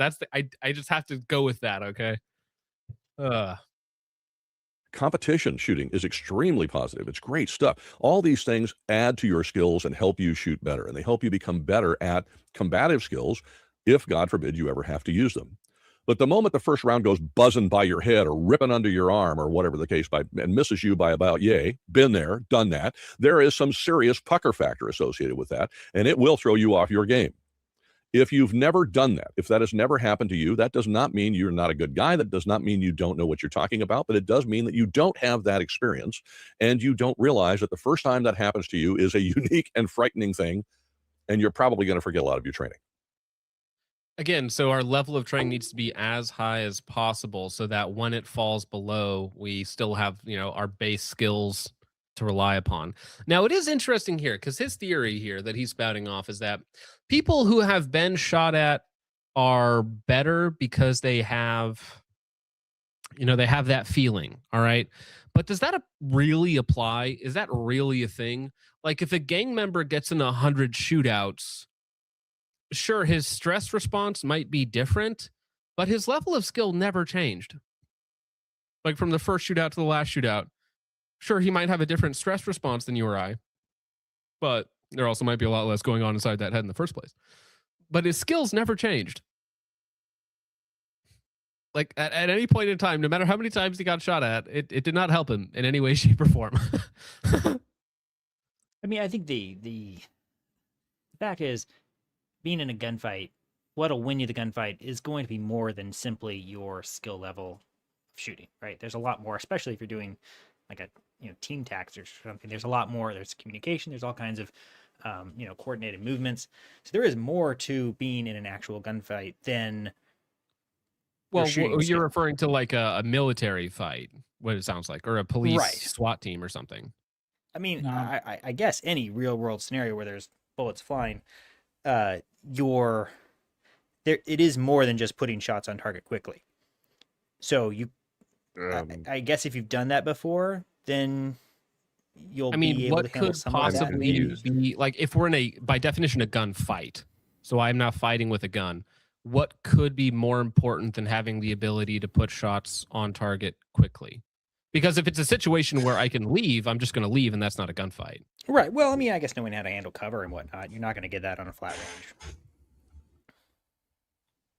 range. I disagree with you. When to use suppressive fire versus, I don't know, take extra. The way I'm thinking of this, just to be more specific for me, is like I am out and about somewhere, and then something pops off, and I now have to interact with another human. More of like a one-on-one scenario, not like a 4v4 or something else. So I'm not really thinking of like suppressive fire with a handgun. If I am pulling the trigger on a handgun, it must be going into someone, right? Because I'm accountable for that bullet. I can't be out there suppressing in the Walmart parking lot. James, when you're in a real world gunfight in the Denny's, behind the Denny's next to the dumpster, you empty your magazine as quickly as possible, and it's not suppressive fire. You send suppressive amounts of racial slurs at whoever you were shooting at, and that's the most effective method. Ask me how I know. Actually, a buff in Girls Frontline too. So yeah. Mm-hmm.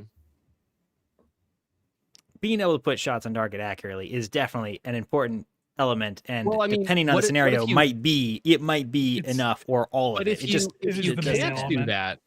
Like if somebody can I totally agree. Yeah, you can't do that. Then that's the only way to end the gunfight if you can't. Because let's say like horrible situation, right? So the Dickens drill, which started at 40 yards, but he ended up getting a lot closer. But still, like, how many of these people coming through his class are comfortable taking a shot at 40 yards? Right.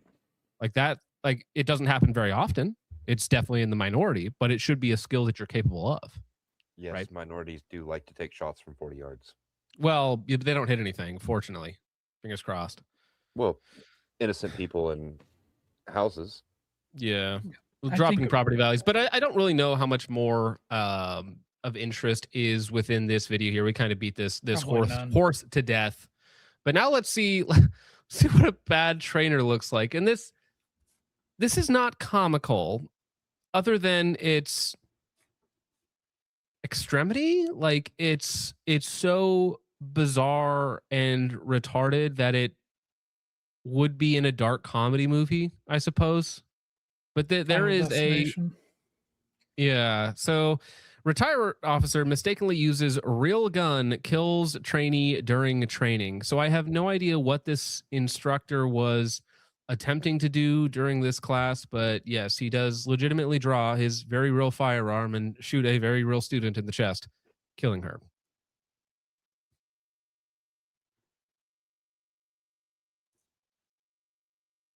He's just wrapped up instructions on how to use a police baton to take down unruly suspects. Then they all pose for a class photo. Suddenly, the instructor pulls out his gun. It fires, hitting a woman in the chest.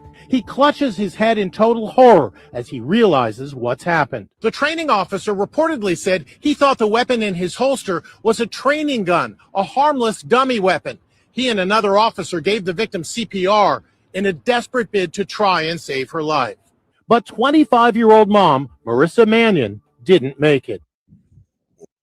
Now, this is actually ironically from Kerry Trainer, who we talked about last week on a similar topic.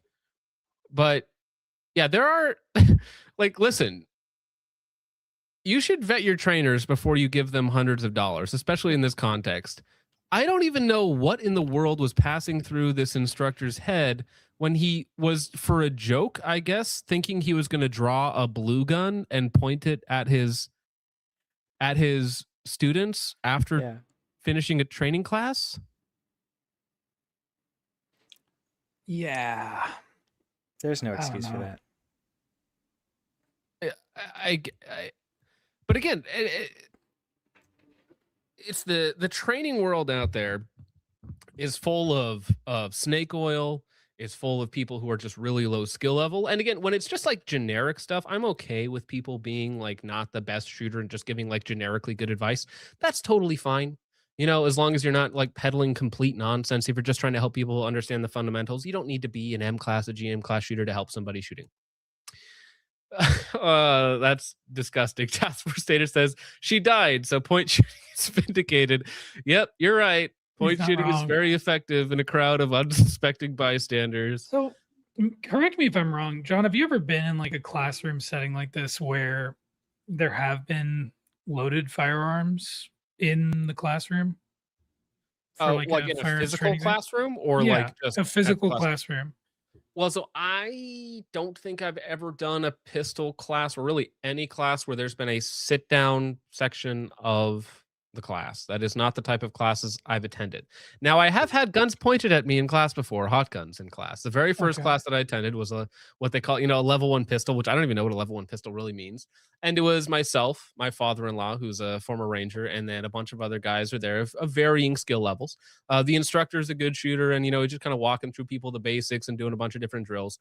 An older gentleman there, who obviously doesn't shoot very much, doesn't practice very much, had a habit of just turning around with the gun at his waist like this, without holstering it. So we're all have hot guns on the range and whatnot. And so I'm standing there like 10 feet behind, as we're doing the drill or whatnot. And he just turns around and points it basically directly at me. And I'm like, oh, like this is it. It's like, and so the instructor dealt with him. And at my concealed carry class, one of the instructors warned us before we did the firing portion of the concealed carry portion in North Carolina. So we have to take a concealed carry class. And one of the instructors said, hey, just so you guys know, if you break the 180, you get one chance, but this is a serious deal. You do that twice, you're getting shot. Like, he was dead serious. He was dead serious. Holy based. Yeah. The other time I've had a gun pointed at me is in a USPSA match. So we were running a weird stage where you were on a log, like an I-beam running down, and you had to shoot. The shooting portion of the stage is only on an I-beam where you have to run down. So at the very end, guy gets done shooting. I'm running the tablet for him. He hops off the log and turns to the right, which is back down range, right back at us. And it's like, well, there's the DQ. Thanks, bro. But again, I get it, because it's one of those things where you have to like turn and dismount to get down. And it just, you have a gun in your hand. So if you're not paying attention and you're not like actively keeping it down range, it's kind of a little bit of a safety thing. Weird stage. I've never seen another stage done like that since at that place. It's annoying when the stages are set up with like obvious 180 points where it's like, that's kind of tempting someone to DQ. Yeah. There was a level 2 match that I was at where the initial starting point is a 180-degree shot over there and then a 180-degree shot over there. It was a level 2 match. And so I have 2 ROs like 2 feet behind me. And so I am shooting like 2 feet next to the guy over here. And then I'm immediately transitioning and shooting like 2 feet next to the guy over there. And again, that's how you run the stage. It's like, okay, fair enough. I guess my do the point, risks. like I've been like, I have my concealed carry class and then a couple of like certification classes, which are mainly just classroom stuff. And every time I've been in a setting, that's kind of what this looked like. It's a classroom setting.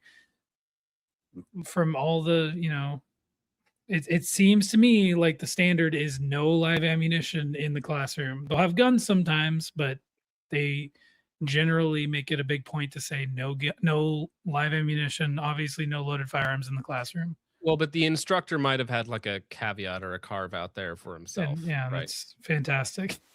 So that he could shoot that lady in the chest. Yeah.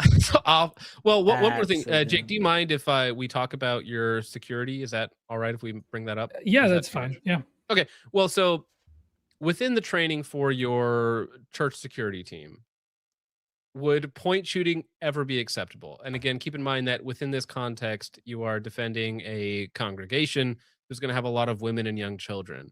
The level of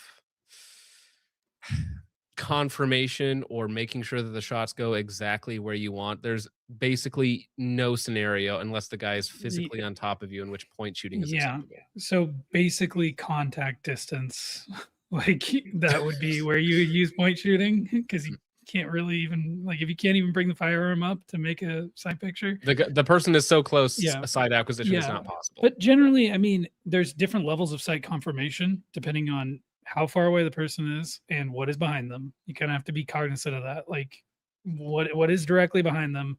But there's always some level of sight confirmation, whatever that. I mean, that's a whole other topic too. Like an open target at 5 yards. So my level of confirmation is there happens to be color somewhere around the center of the target, and I'm fine with that. 25 yards on a half exposed no shoot. Well, I'm gonna I want a pretty steady dot at 25 yards. Yeah, like that's what I'm looking for. If you're at like 3 or 5 yards, it's like if you see a flash of color, you can send it generally. Well, where you want it is important. Where you want it, not just red on brown, because red on brown at 3 yards away can still land you like 2 Ds or Charlie Delta or whatever it might be. So again, you're picking in the the spot, context and there's of, some like, level of color around the point at which you've picked to look at, and that gives you permission to fire. And again, at further distances, well, maybe we want that dot to look more like a dot. Maybe we want it to be really stable. Right? Seeing it in where you are aiming. But yeah, I mean, and with iron sights, it would be something like if you're 3 yards away, front sight. Front sight in the middle of the lot target. of people will say, front sight on the middle of the target. But yeah, no, definitely not teaching point shooting. That's a liability. And if there was an incident at where I am, and there's litigation involved, that would come up and be a point of contention, I think, with the courts. I think they would not be happy with that. 100%. Okay, well, we're going to get to your guys' support, and then we're going to talk about everybody's favorite subject, our greatest ally defacing icons of Jesus in Lebanon. Art Vandalay for 5. I know James is so excited about this topic. I warned him ahead of time. Can't make it tonight regarding our greatest ally, Psalms. Let me look this up real fast. 118:11. Christ is king and submit to Rome. Well, I don't think you got any submit to Rome enjoyers in the chat here. Not tonight, Art Vandalay. I apologize. Negative. I apologize. Maybe in a future situation in which Rome submits to councils or to synods, maybe we could have a different discussion then. But let's right now, he's been a rogue Christ, agent guys. for the last 1,000 years. Let's submit to Christ. How about that? Novel idea. I don't know. That's crazy. Psalm 118:11 says, "They surrounded me on every side, but in the name of the Lord, I cut them down." Which ironically sounds like the instructor point shooting a horde of people coming at him, or that instructor point shooting his student. Zanico for 2 says, "Christ is king. P.S. I'm almost a GM." Well, no, you're not almost a GM, but Christ is king, and I did see you did better at your most recent match, Zany. So appreciate you. Zanico for 2 says, "Clayco 47 live video yesterday, timestamp 2:03. So because you super chatted this before the stream started, I was actually able to get this lined up so that I could bring it up, because I know that you sent a super chat on Clayco so that you could super chat on this stream so that I could pull it up for you, which is like super chatception. Yeah, I saw Greggy do his stage 2. So Clayco, Zanico for 2 over here says, press 1 if you agree with that trench grenade is a simp. And then Clayco just does the 1, which is quite funny. That it has broke containment. Trench is a simp on every channel. Thank you, Zanico. Subarctic Psycho for 5 says, happy birthday. It's not my birthday, but I think I know who you're referencing on this wonderful 420. Thank you, Subarctic Psycho. Polly B for 5 says, ETA to the house. 8:06. Oh, good. I should be at least 1 minute early to the stream. Nope. You were like 10 minutes early to the stream, bro. Don't worry about it. Very melanated timing on this stream. Amrai Boy for 2 says, late and gay, but less than the hammer guy. Wait, which hammer guy? Hammer guy. The hammer guy at Nancy Pelosi's husband's house? That guy was pretty gay. That guy was very gay. What? Richard? Gay. What are we looking at? Zanico sent me this. It's the Sarah coat. Yeah, you can now color match your very own custom Sarah coat with Iraq veteran 8888. I'm pretty sure I've seen that guy stealing my copper. Pretty sure I've seen that guy eating my copper. Little booty fart, remember for 6 months, says, is real looking real on H-Man's birthday. Okay, all right. Thank you, little booty fart. Appreciate that thumbnail as well. You know, maybe Somali women should all wear headscarves, like just by default. Milspec Max for 5 says, John, I just watched your video about the Holosun 515 and the emitter washout and decided to check mine. Anyways, what's a good optic for an M4A1? Well, an M4A1 is just a 14A5 5.56 rifle. So the joke there is that every optic is good for it. It's really what you want to use for it. The new Holosun AROs, I've been told that they're pretty good. They still have some of that reverse glare issue. The new SIG budget optics are really good. Of course, if you have more money, the 4T, the 8T, decent options all the way around. I don't know. What else would I pick? Holosun Ames, honestly. Ames is really good too. For not that much money, you can get a generic Ames 2MOA dot for like $250. It's good. Thank you, Milspec Max. Appreciate it, sir. Don't get a Neotech or an Aim Point. Yeah, just not those. Lon Hurichi for 5 says, that's how Trench looks up at GT during sofa time. I don't even know what that's referencing, Lon, but I appreciate it. Thank you very much. Cody Fisher for 10 says, Ting hat fatigue, which sounds like an Asian man attempting to have some sort of racial prejudice. Ting hat fatigue. Thank you, Cody. Appreciate that. Logan sucks at shooting for 2 says, happy birthday to people born today. Yes, many happy birthday wishes on 420. Dinoside for 5 says AR-10 or FAL for global pre-Zimbabwe. Well, I'm not a FAL guy. I get it, for the retro LARP nerds and stuff like that. And, there's a couple cool ones out there. But if I'm going to pick one, it's going to be like an AR-10. If I get my choice, it's going to be like a Geisley MRGGA. So if I get my choice. Thank you, Dinoside. Appreciate you, sir. Zanico for 2 says, IG pick I sent you. Oh, my gosh.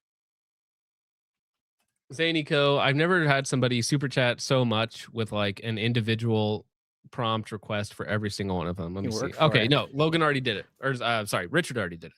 Thank you, Zanico. Appreciate it. St. John's Crusade for 5 says, interview IV8888 while dressed as the doctor from 28 years later, Bone Temple. That would be funny. That would be very funny. I don't think Iraq veteran 8888 would come on the show. It would be fun. I would have a wonderful conversation with him. We would talk about men's issues or something, but it'd be a good time. I did also try and get the gun gnome on because he's been talking up again. No response yet. I think he may have blocked me, but I tried to get the gun gnome on. Zanico for 2 says, can we talk about 3rd gen Smith & Wessons tonight?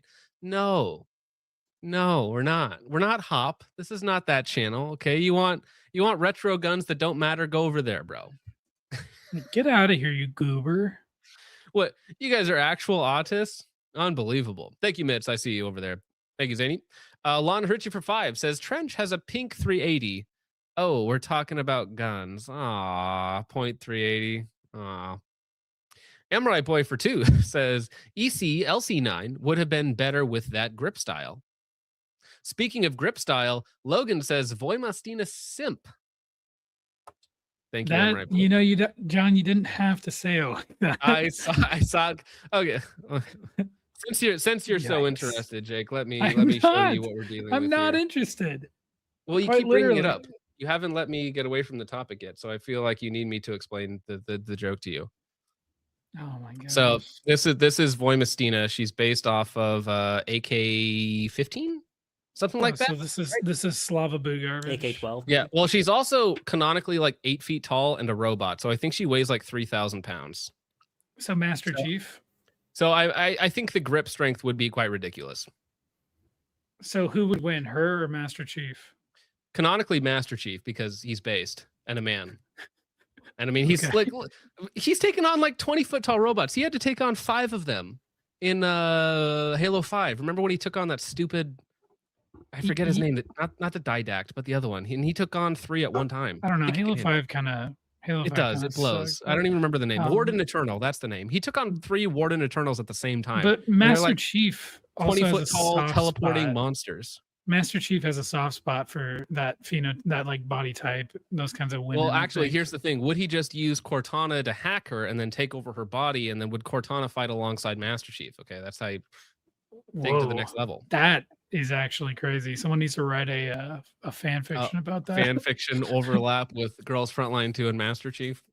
I don't think you want to read that fiction. All right, I've read women's. Actually, no, I take it back. I've never read women's fiction, but I have heard about it. Hilter Lover 1488 says, "Happy birthday to one of the real ones." Yeah, that's right, Hulk Hogan, brother.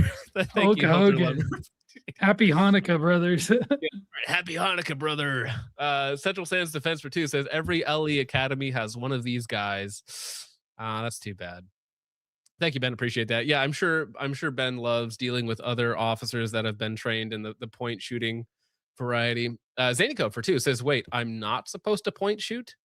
You can. And again, there are times where it's appropriate to point shoot, but as like a useful training tool, no, it's not useful. Thank you, Zanico. Appreciate it. Zandy for 2 says, no wonder I'm barely B class. Well, listen, you're still twice as good as Trench Grenade, so you're doing fine, bro. Thank you, Zanny. CM Scar for 2 says, nothing worse than I've been doing this 10 years guy. Yeah, well, that's like saying I've been editing videos for 10 years. Like, that doesn't make me a good video editor, you know? It's like, oh, I've been doing this for 10 years. It's like, well, but how is your actual work, right? Because, I mean, there are video editors out there who have done it for 6 months, and they're 100 times the editor I am. So it's just time isn't relevant. I know another person who's been doing a lot of things for 10 years, and I don't know. Would it have to do with instructing as a drill, or no, it has to do with something else. I'm not going to start that fight here. Start it now. It's one of our members. One of our members. It's just okay. It's very Hawkeye coded. Everything, 10 years. 10 years. 10 years of experience. Yeah. So he's gonna hate me now. Okay, so Jordan says, John, I sent you screenshots of the P320 in Tally this weekend. Oh, do we have another P320 incident? I believe so. Let me see. There's been another 320 incident. Sir, another P320 is at the timeline.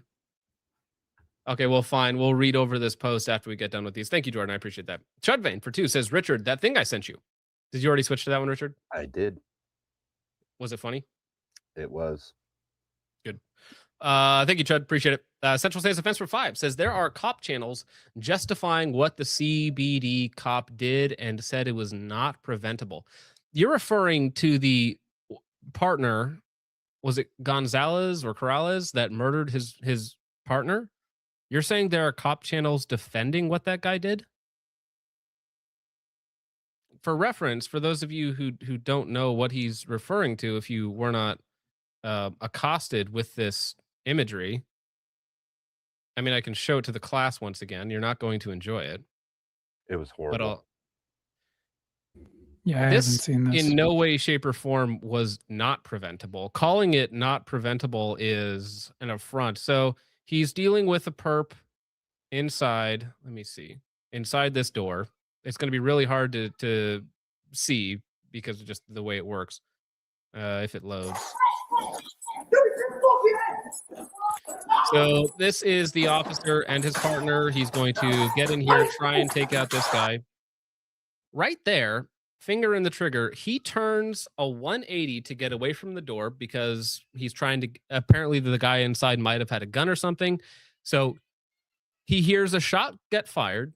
His partner is down.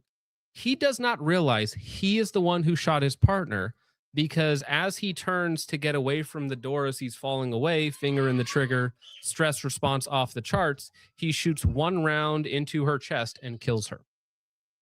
And if there are police officers defending that and saying that that is not preventable, I don't know what to say. That is the worst, lowest possible training standards imaginable. It's not preventable to shoot your own partner, because again, it's like muzzle discipline. You just don't point the gun at your partner in the first place. You can go down or up or wherever else it might be. But also, if you're not shooting, your finger doesn't need to be in the trigger guard. Like, that's pretty simple. The Poliggers have lost their mind. Thank you, Central Stands Defense. I'm sorry to hear that, though. King Callus for 5 says, how much to get Hop, Brass, Richard, and you to play Castle Crashers? I don't know. Sounds like a fun time. Castle Crashers is like the 2D side scroller game, right, Richard? Do you know? I am not familiar. I will look it up. Okay. I mean, I play video games, so I'm not opposed to playing video games with people I like. It's fine. Polly B for 20 says, John, give us some toes for Logan mogging the fuds. Something, brother. Read in the Hulk Hogan voice. Oh, okay. John, give us some toes for Logan mogging the fuds, brother. Okay, fine. Now that I heard my This is a song of the summer shit. You know it's funny. Walk on stage with no shoes on. All I need is feet, boy, I'm too gone. Hey, take money, big toe money. This is a song of the summer shit. You know it's funny. Walk on stage with no shoes on. All I need is feet, boy, I'm too gone. My feet feel good, your feet where they should. Y'all just sitting in the grass with a cigarette. Take money, big toe money, that's a bigger check. Walking in, everybody. Banger, yeah, that's right. Every time I hear that, I just get more and more withdrawn. I just kind of like sink back into myself. I just don't. I feel like I can't take it anymore. I love seeing the eyes. The light drain from your eyes. Even though I can't see them right now, I know that the light is slowly fading. Yes, the light is fading. Zany for 2 says, this muffa has VHS tape still. Yeah, my family had VHS tapes for a long, long time. I grew up watching VHS tapes. Tondox for 2 says, Marcinko trained SEAL Team 6 at 3,000 rounds a day via primary and secondary. Yeah, that's a pretty intense firing schedule there. That's actually insane, 3,000 rounds a day. That's not even fun to shoot. Like, shooting at that is work, 3,000 rounds a day. And not just like standing and shooting. It's going to be a lot of varied stuff. That's a lot of work. It's almost like it's their A lot job. of mags to load. Well, I don't know if they're the ones. Well, they might be, but geez, yeah, no, that is a lot of work. That's called lead poisoning. Zanico for 2 says, bearded Ben Steger from an alternate timeline. Possible. Thank you, Zanico. Appreciate it. Josh says, did I miss the Roscoe the dog introducing his new fur bred barrels? See, why did you make it sound like that though? See, because it's like, I think the dog is cute, but then if it's like, oh, well, it's furry coated, so that's why I buy their barrels. Maybe that's just a very Josh thing. Or maybe it's different because he's, Asian and he's like, it makes the barrels more attractive because it reminds them of food. He gets hungry. It's hangry. John, I've watched, here's a little Josh side note. I've watched Josh assemble many a rifle upper with a Roscoe barrel in his kitchen shirtless in the Discord. And it's one of those things, it truly sparks joy in his heart, in his soul. And we can't take that away from him, John. This is the one thing that makes Josh happy. And I think we should, all he has are Roscoe barrels in his life. All he has, yeah. All right. Well, Everyday American for 5 says, if you aren't willing to put down 100 rounds a month, you probably don't need a gun, nor should you be allowed to own one. We are talking bare minimum. Well, dry fire is free. It's literally free. The government may not want you to know this, but you can just dry fire in your own home for free. And you can like run around in your backyard and just point guns. It's free. It's fun. You should do it. Your neighbors will encourage you. Yeah, I do a lot of point shooting dry fire in my spare time. It's really Yeah, you it's can't really even use- important. there's no possible training value. You're just like, got him. That's like literal kids playing Nerf guns, right? That's point shooting. Okay, it's like you could practice that, I guess. Thank you, Everyday American. I appreciate that. Josh for 2 says it feels good to see James fold under pressure. I don't know what that's referring to. It So might be a gay true. joke because Josh is a little fruity sometimes. You know, hence the shirtless assembly of his upper receivers. I will say I've been catching a lot of strays in the chat, but it's fun. James, it's one of those things. Whoever is on, it's like if it's only Richard, everybody hates Richard. If it's Jake, everybody's making fun of his toes. It's like if Trench is on, people are murdering him in the chat. It's just whoever is the biggest target. Sometimes, you know, if it's Randy, it's like literally the biggest target. They're gonna catch all the hate. I don't think they're making fun of my toes, but also James, that is just who you are. Okay, they're not making fun of you. They're just acknowledging who you are. You know, you just need to own it, man. There you go. Well, that might be the meanest thing you said, Jake. No, James is a good guy. James is my fellow Protestant man. He has, you know, I whatever. do like your sweater. That's a nice sweater. Thank you. Chud for 2 says just avoid minorities. It's pretty easy, guys. It's not as easy as you would think, Chud. Potentially criminal for 2 says Google the Derbyshire rules. Oh no, what am I gonna look at here? As long as it's not some sort of Urban Dictionary nonsense. Shire rules.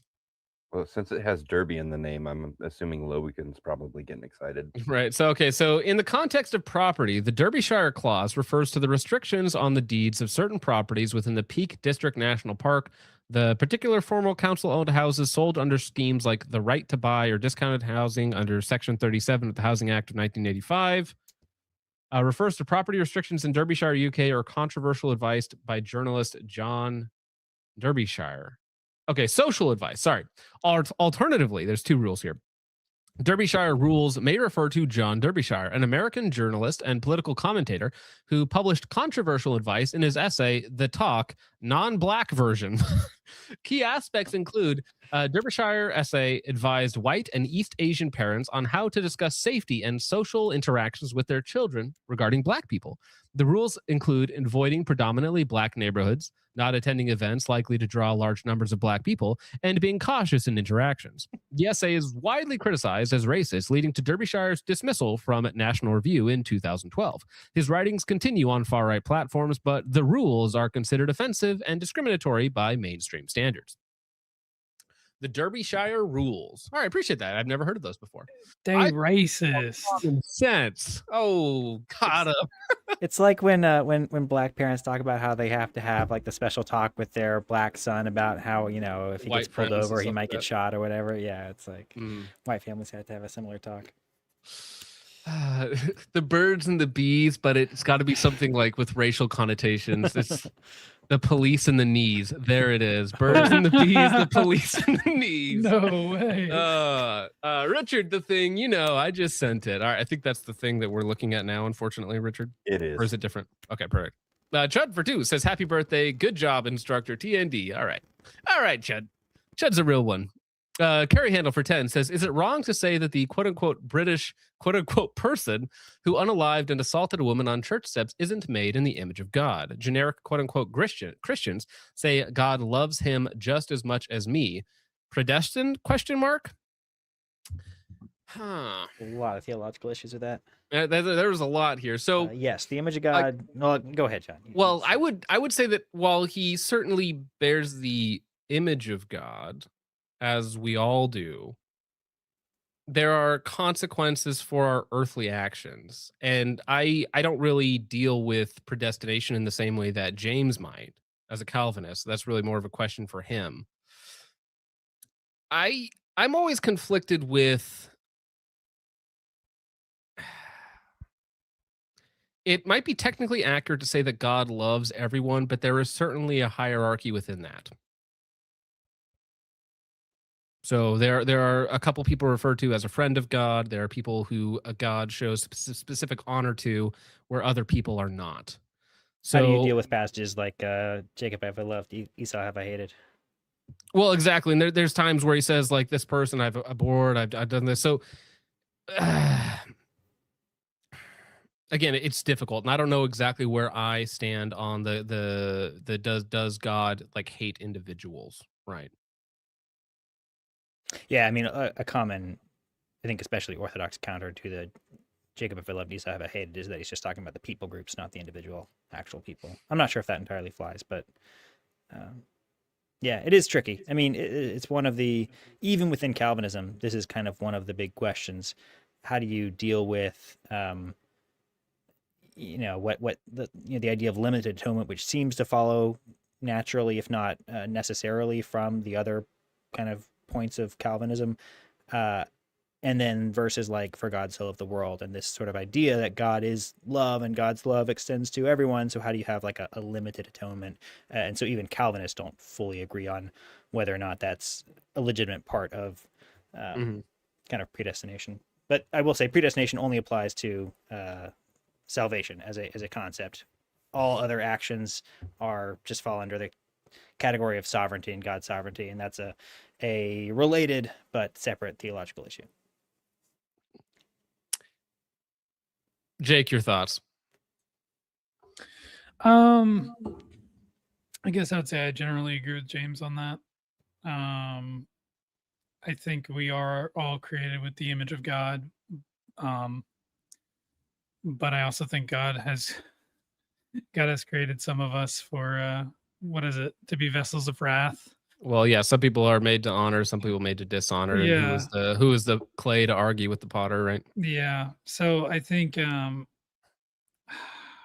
yeah, there's evil people. And just because they're evil people doesn't mean they don't bear the image of God, but that certainly does not make them a child of God. People will say child of God is like a catch-all term for all these people. And I do think God loves his children. I think God loves every man and desires them not to spend eternity in hell.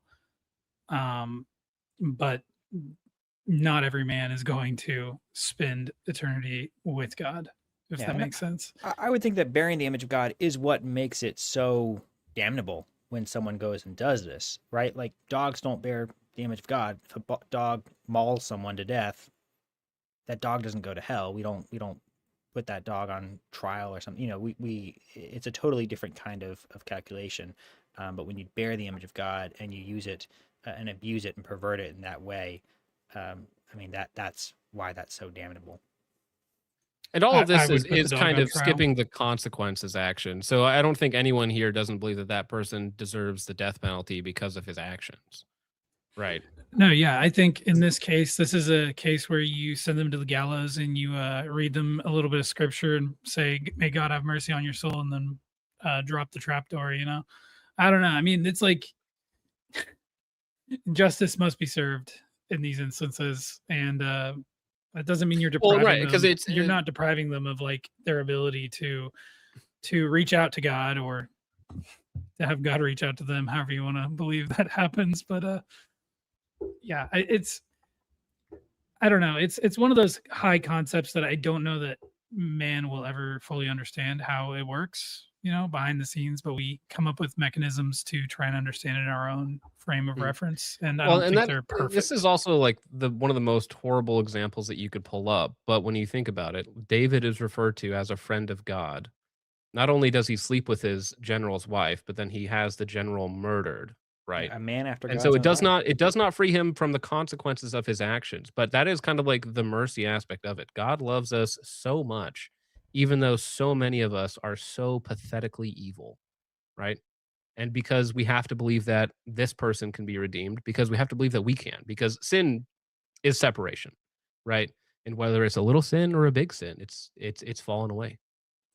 Yeah, and I think that should put it into perspective for us that we should be thankful that we have Christ if we do, you know, because there's a lot of people who don't. There's a lot of people who probably did less evil things than you did, but they do not know Christ, and it's one of those great mysteries of life. Yeah, Carrie Handel, that's a whole It's easy to think podcast of. right there. You could do a couple hours on this pretty easy from a lot of different angles. So I do a appreciate readout on it. Yeah.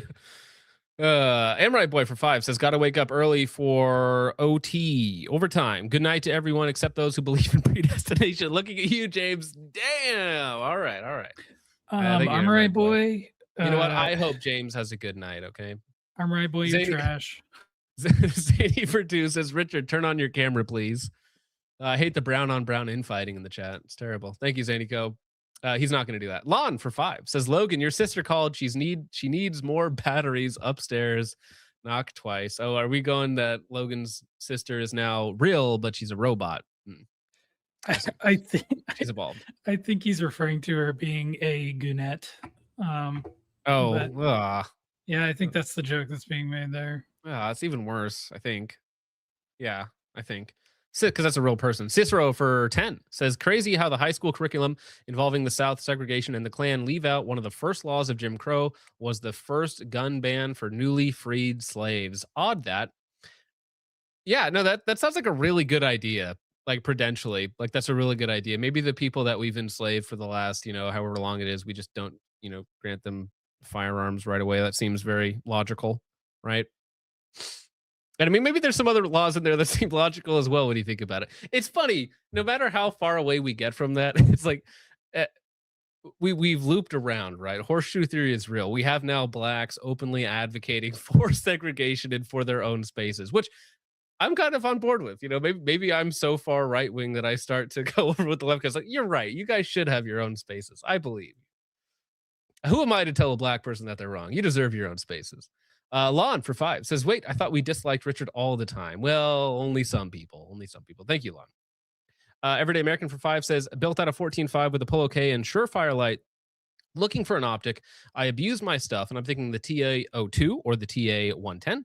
What's the consensus on ACOG? Well, if I was going to buy one, I forget the numbers because the numbers are made up, but I would only go with the 4X. The 3.5X is fine and it has nice eye relief, but it's way bigger and it's 5 ounces heavier. The 4X does all the things you want it to do. And I think the TA02, is that the one with the battery cap so you can mount the red dot in a much better position? That's the one that I would go with personally. That's me. Yeah, TA02. I don't know why you need an optic because you could just point shoot. That's Retard. true. So you're saving a lot of money just point shooting. Milspec Max for 2 says, would the gang's thoughts on the Ames core then? Really good. Really, really good. I have one on the BRN 180 behind me. It's really good. For the money, it's basically the best optic out there. Thank you, Milspec Max. I won't hear anything else. Todd and Dogs for 2 says, more than 3, it's not for me. 4 or more, out the door. I don't know what that's referring to. Is it a reference to sexual partners? I think he's talking about the amount of African American individuals in a space. Like if there's more than 4 of them, you need to leave. Oh, that's a funny little rhyme to remember. David, last name for 2 says, white privilege is knowing not to fight cops. Yeah, white privilege is saying, hey, how's it going, Dad? Thank you, David. Everyday American for 2 says, God gave us free will, and free will is a muffa. Yes, I tend to agree. Thank you, Everyday American. Ton Dogs for 2 says, by the way, John, I meant 3,000 rounds a day point shooting. If true, that's retarded. That's TBI lead poisoning for nothing. Like, imagine standing 3 feet away from a target, just mag dump after mag dump after mag dump after mag dump until the entire target is just like a blank zone where a target used to be. How much can we actually believe from Dick Marcinko? Isn't he like a notorious liar, like a self-admitted liar? Matt Skills for 5 says absolutely nothing. Thank you for the 5. I got to get to the Ko-Fi. I waited way too long to get to super chats, and there were way too many of them, which is, I suppose, a good problem to have. Thank you, everybody, for hanging out. I'm scrolling back on Rumble right now. I know I saw a couple on there. Oh, Jarrett for 2 says common person named James L. Thank you for that. Oh, Jarrett over on Rumble. Baseball Kid for 1 says, where the fuck is Jake? I wanted to play his song for him. Well, Baseball Kid, he is here. That is Jake. Just also named Zorp. Hello. Hello. Yes, I'm on my computer right now, and I don't have a web camera, but I have a better microphone, so you get ASMR Jake. Yeah, ASMR toes Jake. I can't wait for that Wombo combo. We already talked about it. We're gonna hook him up with a foot cam. $50 donos equals 5 minutes of foot cam with Jake. That's the future, Jake. Don't worry. I'll send you over a contract. We'll work out the royalties. Oh, Jarrett gifted a 1 subscription to Focus Trip. Appreciate that. And then on Ko-Fi, sorry for making you guys wait so long. Polly B for $24. Damn. Wait, I had one on here. Oh, we're already past the 2-hour mark. So, oh shoot, I can't play it. Well, actually, you know what? I'm gonna blow out all your guys' eardrum anyways, because it's funny. Where did I put this? Here we go. Oh shoot, it won't play. Dang it. I'll have to edit it later. Okay, fine. I don't have the new sounder for you, but take this one instead. We're gonna have to come over to your house and kill you. No two ways about it. So he says, for $24, my standards for a society are just the brass tacks. Keep the money I earn, equality under the law, especially for criminals and referees who don't call a single high-sticking on chud in that hockey intro video. Yes. He did nothing wrong. Happy, sensitive, young painter day. Seems fair enough. I think that's what we all want. We all want to keep the money that we earn, and we all want to have, equality under the law. And we just want criminals punished. Like, that seems reasonable, I think. Thank you, Paulie B. Ray Polo Cost for $5 says, happy 420, y'all. Gas it. I don't know what that means. Thank you. Cody Fisher for $40, which is insanely generous. Thank you very much. Oh, shit, nigga. Says, this feels Jewish. This feels Jewish. Here's some shillings. Well, thank you for the $40. I almost said 40. Thank you for the $40, Cody. That is very non-Jewish of you. All right, $40. What do you need with $20? $20, officer. This guy's trying to take $10 off of me. Stephen Harris for $3 says, one of my best friends had their 3rd kid today. Congratulations. Just wanted to shout that out. They're Nordic Anglo and an amazing family. Well, thank you very much for their racial background, but congratulations either way. Sephardic Psycho for 10 says, I hate the gun, quote unquote, community. I hate the egotistical FUD gatekeepers who cling to outdated training. I hate the grifters, shills, and simps. Burn it down. Well, thank you very much, Sephardic Psycho. And with a name like that, I believe it. Thank you, bro. All right. Well, everybody has been waiting, some more patiently than others, but we are going to get into it here. I didn't expect us to be 2.5 hours into the show at this point. I expected it to be a little bit further along. But United States government will ban World Cup attendees if they fit the profile of being anti-Semitic after their social media is scanned.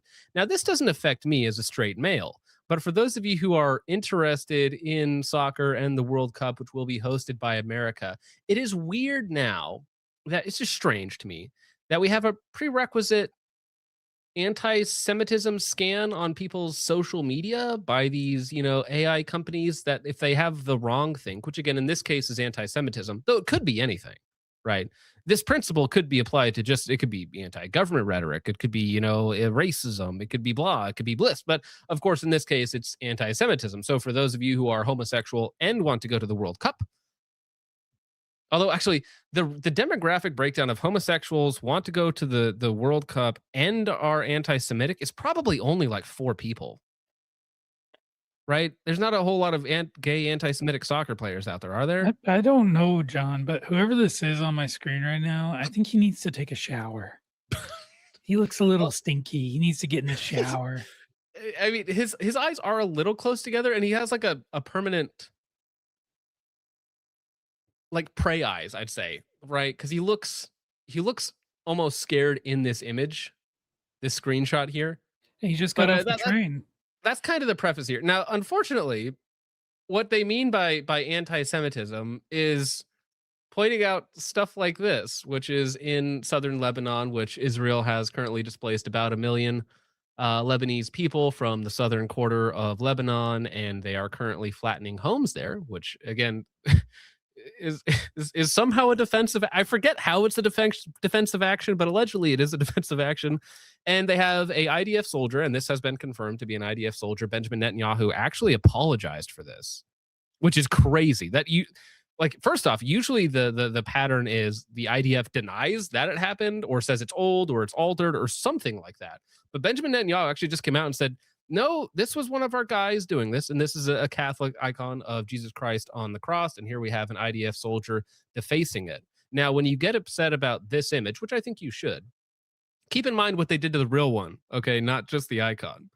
Yeah, this is, as we're supporting them and as they're taking over homes and villages and killing priests in Lebanon, they're also defacing statues of Jesus Christ because they hate him, and at the same time I hate this whole situation, right? If my money wasn't involved, if I wasn't a Christian, I wouldn't care about this stuff really at all. I'd be like a troublemaking country in the Middle East, whatever, not my jam, not my thing. But because, like, how many billions? $3 billion a year, $4 billion a year they take in war aid, whatever it's called, right? There's minimum $3 billion, minimum $4 billion, something like that for their military. And so ostensibly, we're paying for this right here. We're paying for them to deface Christian statues of Jesus Christ on the cross, crucified, which again, as a Christian, to me, it's like, forgive them for they do not know what they do, right? So that Christ actually dies for people like this who are like comically evil and hate him, right? I think that it works in a lot of different ways. Yeah, like Paul, for instance, quite literally. I do think the reason why Bibi Netanyahu has been coming out and like trying to walk back these atrocities that these pesky Jews have been doing, like the barring the bishop from going to attend mass at the Church of the Holy Sepulchre, and hitting the head of a statue of Christ with a hammer or an axe or whatever that is. I think he realizes that support for Israel among evangelicals is starting to slip, and that is literally the only base that they have left in America. And I think he's shaking in his boots. His timbers have been shivered, and I think he is trying desperately to save face. But his IDF hordes are not. They're not good at putting on an act. This does not help them in any way, shape, or form. It is awful optics, the worst optics imaginable. If I was an anti-Israeli propagandist, I would put this up there. This is perfect. This works. This is the best thing ever. In some way, anti-Israel propaganda is just taking pictures and videos of the IDF soldiers doing what they do, which is quite funny.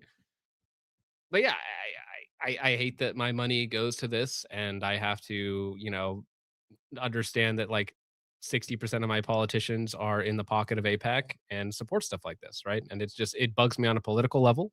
It bugs me on a Christian level, seeing an icon of my savior defaced by these people who hate us and hate him. And yeah, I don't like any element of this. And I think that on some level, being bothered or being angry about this is the right response. And to your point, Jake, about anti-Semitism or just anti-Israel sentiment being so high these days, as the war in Iran started, there has been a dramatic shift, and the shift has been happening over the last probably 5 to 10 years, I would say,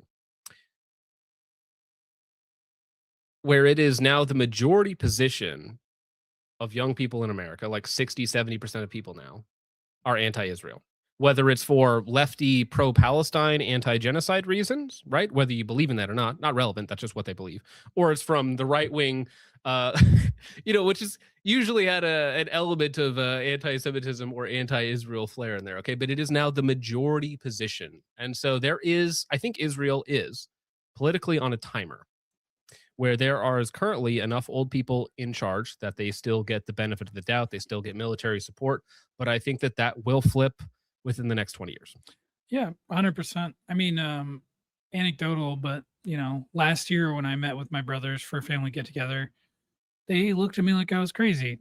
We just had a family get together on Saturday, and they basically all admitted that I was right.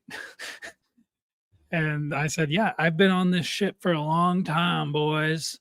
And you thought I was crazy. And they all, left, right, and center, which is the political spectrum of my brothers. They all kind of agree with me on this issue. And I think that is indicative of the waning support for Israel. Like I said, even among the evangelicals, which is a death sentence for them if they lose that support.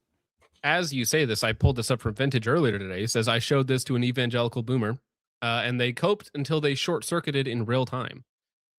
Right? There's no cope needed for this. There's no. I mean, it's just. It's clearly awful. It's like you said. It's awful optics. It's just awful all around. And I think Jake, you're absolutely right that BB and Israel in general is realizing that they are totally losing the support, and they, ostensibly, apparently need it, and they definitely want to do what they can to get that back. I don't know what the path is.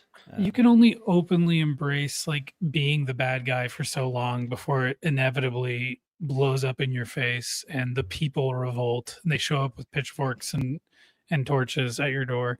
You can get away with it for a little bit, but eventually I do wonder if this is part of the plan. And what I mean by that is, like, let's say if in the next 10 years I project Israel support in America and the West is going to go down to like 20%. It's going to be a very minority position.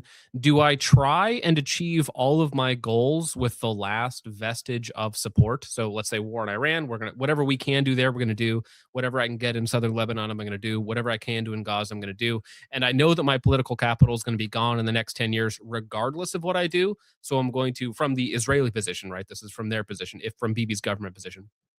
Am I going to try and expend all of that and accomplish all of my goals while I'm on my way out, basically? Because Bibi's only going to be in there for another couple of years. Because Bibi's like, what, early 70s as well?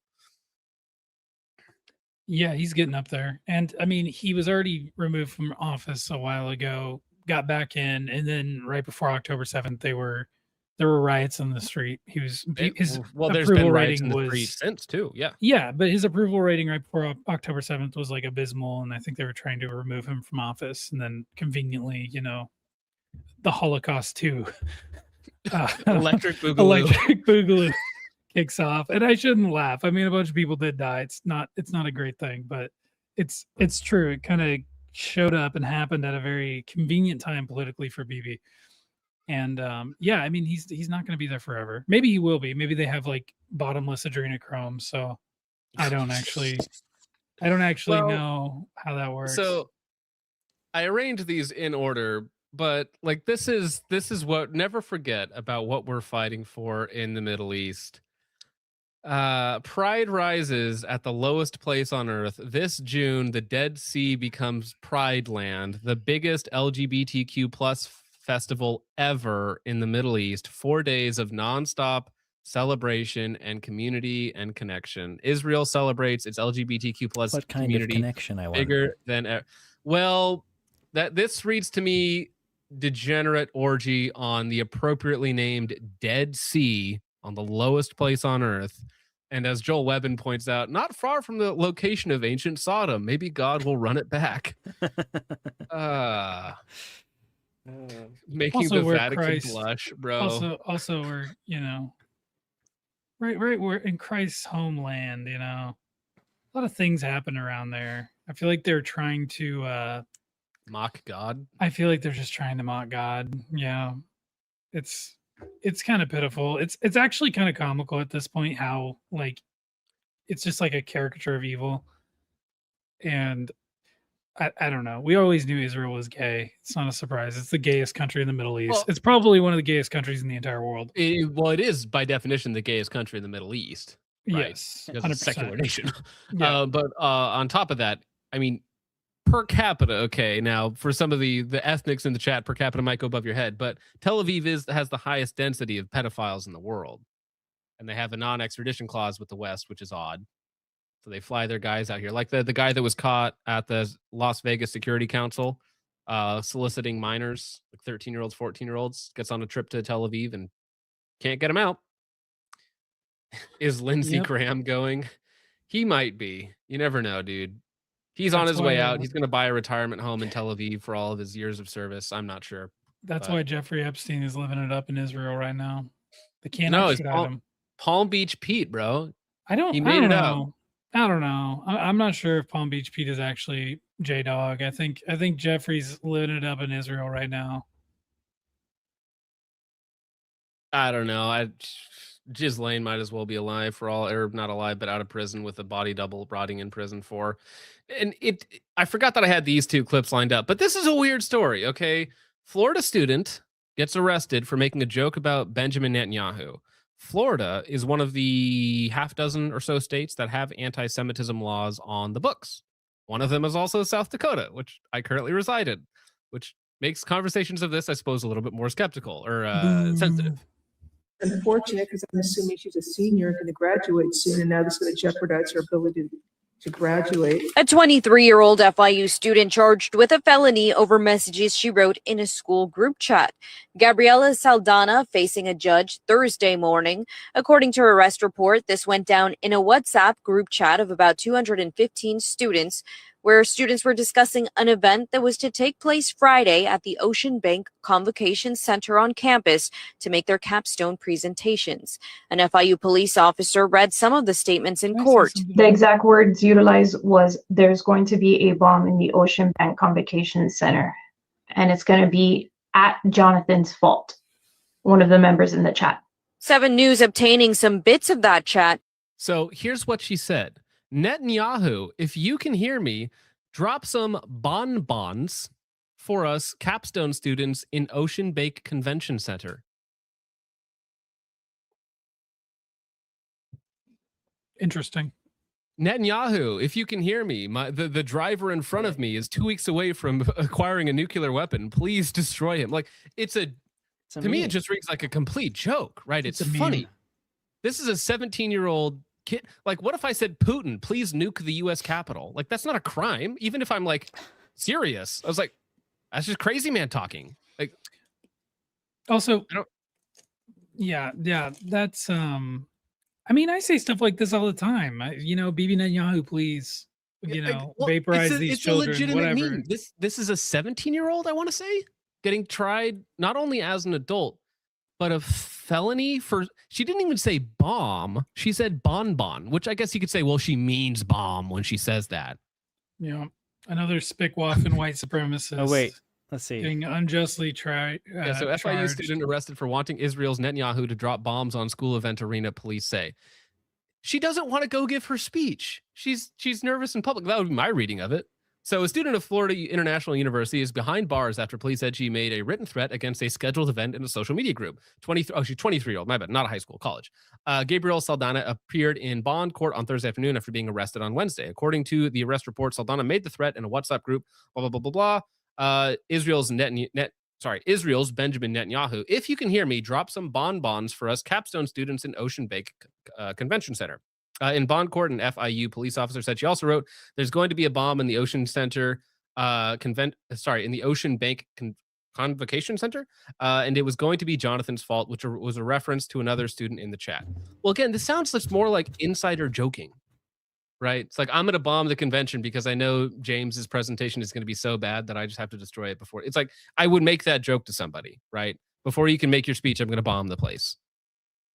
Unless she has legitimate bomb-making materials, bomb-making paraphernalia, and a manifesto of exactly how she's going to place these bombs and when, this just seems like absolute nonsense to me. I can understand your position when you say you're making a joke. This is a judge to Gonzalez. But to an objective person, it's not a joke and would be enough for probable cause. This is the judge talking to her. I'm not saying it's enough for beyond a reasonable doubt, which you're trying her as a felon. I don't know if the state's going to be able to prove it in trial, but for purposes of this hearing, I believe that's enough for probable cause. So she faces charges of threats to kill or do bodily harm with prejudice. Glazer said she didn't find probable cause for prejudice. Zaldana's bond is set at $5,000, which is not, it's like, we're putting her through the mockery of all this because of course she's going to get off. Like, there's no way a reasonable person below the age of 60 reads these messages between college students, Zoomer college students, and is like, no, these people are serious. They actually want Benjamin Netanyahu to bomb a convention center in Florida. I do not understand this. A reasonable person over the age of 60 would say something much more tame, like, my dad back in the day used to split those Jap skulls in half with his 45. Well, which, I don't even get it. Like, for a threat to be credible, it needs to have like a reasonable like there has to be a time frame, there has to be a location, it has to be like very specific, right? So for instance, if I said I'm going to bomb the Parker courthouse tomorrow at 1 p.m., right? A reasonable person isn't going to hear that statement and be like, arrest that guy, especially if I'm joking about having to pay my parking ticket or something like that, right? It's like, it seems totally anti-First You Amendment know, to me, 100%. this reminds me of a Whitest Kids You Know episode. Yeah. Yeah. Which I'm not going to quote right now for fear of Benjamin Netanyahu. for fear of Benjamin Netanyahu and being Benjamin another, Netanyahu, if you can hear me, you get know. Jake. He's about to do an anti-Semite. I am an anti. It seemed the student wanted the event rescheduled and wrote, quote, Netanyahu, if you can hear me, drop some bonbons for us capstone students in Ocean Bank Convention Center. It's unfortunate. Yeah, I mean, I don't even. I'm not gonna talk about this anymore. What a waste! What an absolute waste of resources, of human capital. Are you guys good on time? I'm great on time, John. Okay. I'm just glad I Well, left we're Florida. getting into that was our Israel section. Okay, but now we're getting into rage bait, and I would say some of it's funny, but almost none of it's funny. It's all tragic. Can I say It's all racial awful. slurs now since it's 2 hours and 35 minutes in? Man, I don't know what you're going to say about this one. I think this is just horrifying news. This is like one of those stories where I saw the other day that a mass shooting had happened, and I was like, oh, that's not good. That's awful. Not only for the people that were killed in it, but I just know every time that this happens, it's going to be a new round of like anti-gun, anti-Second Amendment legislation that gets pushed through, over the corpses of whoever it might be. I was also thinking because it's in one of the headlines I'd seen, it was children who were killed, and I was like, oh, it's another school shooting where a transgender shot up a Christian school or something like that, right? That was what was going through my mind because I didn't have any details, so I was kind of just thinking on the fly. However, the stories come out worse. It's worse, right? Yeah. And it's strange. It's I can't even explain it. Here we go. Police in a Louisiana town are combing through a crime scene after they say a father shot and killed 7 of his own children and an 8th yesterday. 2 people fighting for their lives. ABC's Armando Garcia has more. A city rattled by the country's latest mass shooting. Father God, I ask you to bring families together right now. Shreveport police say 31-year-old Shamar Elkins shot and killed 8 children, including 7 of his own, in a So, weird family situation right off the bat. 7 of his own children, 1 other child was killed, and then 2 additional children that are still fighting for their life. So 10 children that this monster shot, 7 of which his own. There's a Is it the Sermon on the Mount? I might be misremembering the location where Christ says, you would not, if your son asked for bread, you would not give them a scorpion, right? This guy.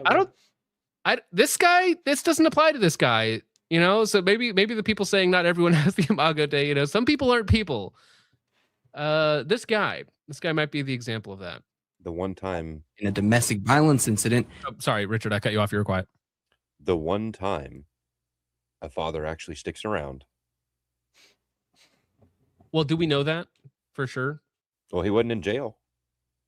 Well, but shooting 7 of his own kids and 3 others.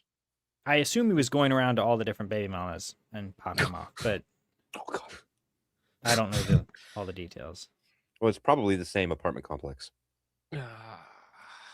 When they actually come back with the milk. I mean, 7 he of his obviously own in a domestic. Sorry, go ahead. He obviously wasn't in jail at the time of the shooting, so that's something. But he's obviously not a good father. Like, really, not a good father of the year award goes to this guy. This guy is literally evil. He Evil is incarnate, a satanic piece of shit, and I believe he's dead, which is He is. good. This is a good thing that people like this are dead. They should not be breathing air. It's a really sad story. And I know, like, how do I say this? I know there's a lot of people in the chat who are going to be like laughing about it because all the kids are black and it's like, whoa, I'm a racist. It's This is fucking evil, guys. Like Yeah. seriously, it's literally fucking evil, and we should not like. I'm not trying to like morality grandstand on you guys, but Don't be a moral fag. yeah, but I'm not you trying to should- be a moral You fag. should but not like, be happy with the deaths of children. No, all right? you should That not is be a happy pretty with the deaths simple of children. moral line. You know, you could say that we would like the children to not be here or to be happy somewhere else. You know, I think there's other arguments you can make, but it's just gloating at a father murdering 7 of his own children is not a great moral place to be in, right? Yeah, no, it's disgusting that this happened, and yeah, they're probably going to try to use it to pass some kind of gun control or something. But yeah. Including 7 of his own in a domestic violence incident that spanned across 2 neighboring residences and a 3rd nearby home. The suspect shot the mother of the children first, then responded to this location and shot 8 children, 7 of which being his own. Police calling the crime scenes gruesome. The victims, 3 boys and 5 girls, all between the ages of 3 and 11 years old. The mother and another woman who were also shot, now fighting for their lives. Investigators say another child was injured jumping off the roof trying to get away. Authorities say officers fatally shot Elkins after he led them on a police chase. It's a very hectic scene. There's a lot to investigate, a lot to unpack, and we want to do the best we can to come up with a clear timeline, a clear reasoning, even though cases like this, the reasoning will never be fully understood. House Speaker Mike Johnson, who represents the district where the shooting happened, offering his prayers in a post on social media, and the community now rallying around the family and lighting candles for the 8 lives lost. To learn later that I knew one of the children, it really, really took a toll on me. And I really hate that for the mama period and those children. An Army official telling ABC News that Shamar Elkins had served in the Louisiana Army National Guard for 7 years, left the Army as a private in 2020, and had not been deployed. Armando Garcia, ABC News, New York. And it's just, there's no additional information out right now. Domestic violence that spreads into murdering 7 of your own children plus your wife. So I imagine he was still married at the time, which to Richard's point earlier that he said, this is a very strange dynamic because it's like it would have been infinitely, in a weird world, it would have been infinitely better if he was just an absentee father, just had a bunch of kids running around, right? Rather than just murdering his own. Whether it's some sort of drug-induced hallucination, demonic influence, or what. It's a horrible, awful situation for those people involved. And now I know a lot of the people in the chat, to Jake's point, are pragmatically looking at the situation and saying, well, it doesn't really matter to me personally one way or the other how this happens, because they look on these things as this is some sort of foregone conclusion. Yeah, I just think there's a right way to go. There's always has to be a right way to go about things, right? I mean, it is awful for the children involved. It's awful for the people involved, for that community. And aside from all of the other negative externalities that we can talk about all day, it's not really relevant to this specific situation. Yeah, I mean, yeah, the whole thing is just horrible. I will say that this is black communities, black parents killing their children is nothing new. It's just usually the mother is preborn. It's incredibly common, unfortunately. Well, and it seems to culturally, there's just a lower value on life, you know? Whereas it's difficult for me to comprehend, like, killing a child in, like, any context. Like, certainly even as, like, we'll see in just a minute, children killing other children. It's like, in no way would this have ever even been a thought in my mind that this would be an option for me. No, but but, I culturally, mean, go ahead. Yeah, it's just the power of living in bad systems, and you know, it's you. Well, but is it even the systems though? Because if you look at like the reports of like South Africans, right, going through South Africa before it was colonized, like the early settlers there, and the armies that, or the black tribes that would fight each other, they would disembowel the other children from the tribes that they captured and leave them to die. They would be alive, disemboweled and die over the several days or exposure or birds or animals or whatnot. And this would be just a normal practice among these tribes.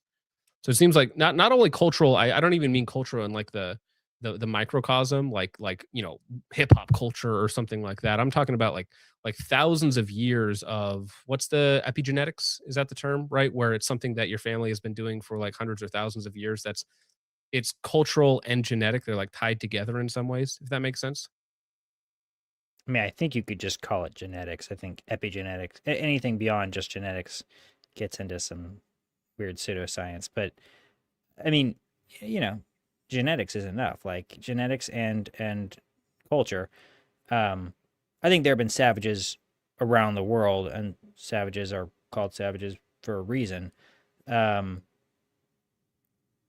the U.S., you've had enough time to shape up.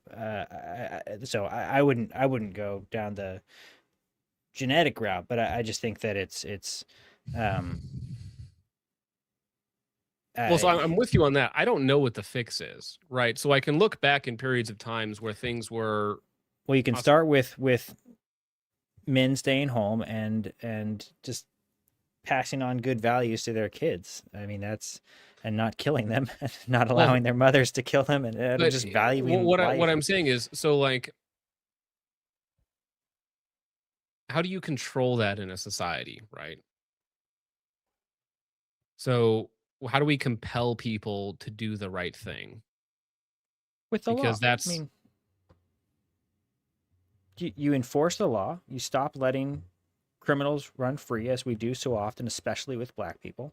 You actually enforce the law in the little things, right? Like broken windows policing, like they used to do in New York, like Giuliani brought back. And you just expect people to act better, and you treat them like that with the law. The law is a teacher, and eventually people shape up. It's when you just start going soft on crime with this, this political idea that the laws are the problem, not the solution and the teaching instrument for improving society. When you say that, the only reason why we have so many people who if we just took away all the drug laws, then our drug problem would go away. So that's not really how it works. The law isn't the problem. There can be bad laws, but laws can actually teach good values and should be used to do so. But what you're getting at here, in effect, and this is always my question that I think about, is what I'm doing is essentially locking up, imprisoning, even slave labor, if you want to call it that, millions of people.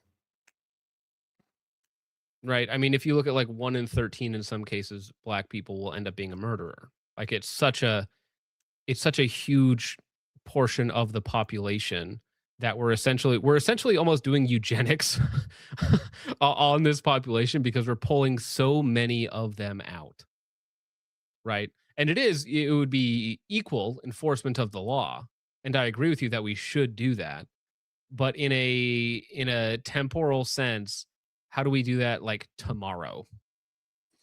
What it would take would be like 5 million additional police officers, insane infrastructure gains in terms of prisons. Like it would be a complete, people call it a fascist police state, right? With how many people we have locked up. I mean, El Salvador has the highest population per capita of people incarcerated, and like one of the lowest crime rates out there, because it turns out you can't just incarcerate your way out of crime. I agree that totally does work. But how do we do that in the American system where we have, I mean, you could look to like judges that need to be the NYPD. I think its origination has something to do with basically there was a whole lot of Irish crime, and to help with the issue, they got the Irish can be kind of crazy, especially when they've had a few drinks, which is just all the time. They basically created a force of Irish people to police themselves, and I think that's part of the formation of the NYPD. So something like that practically might help.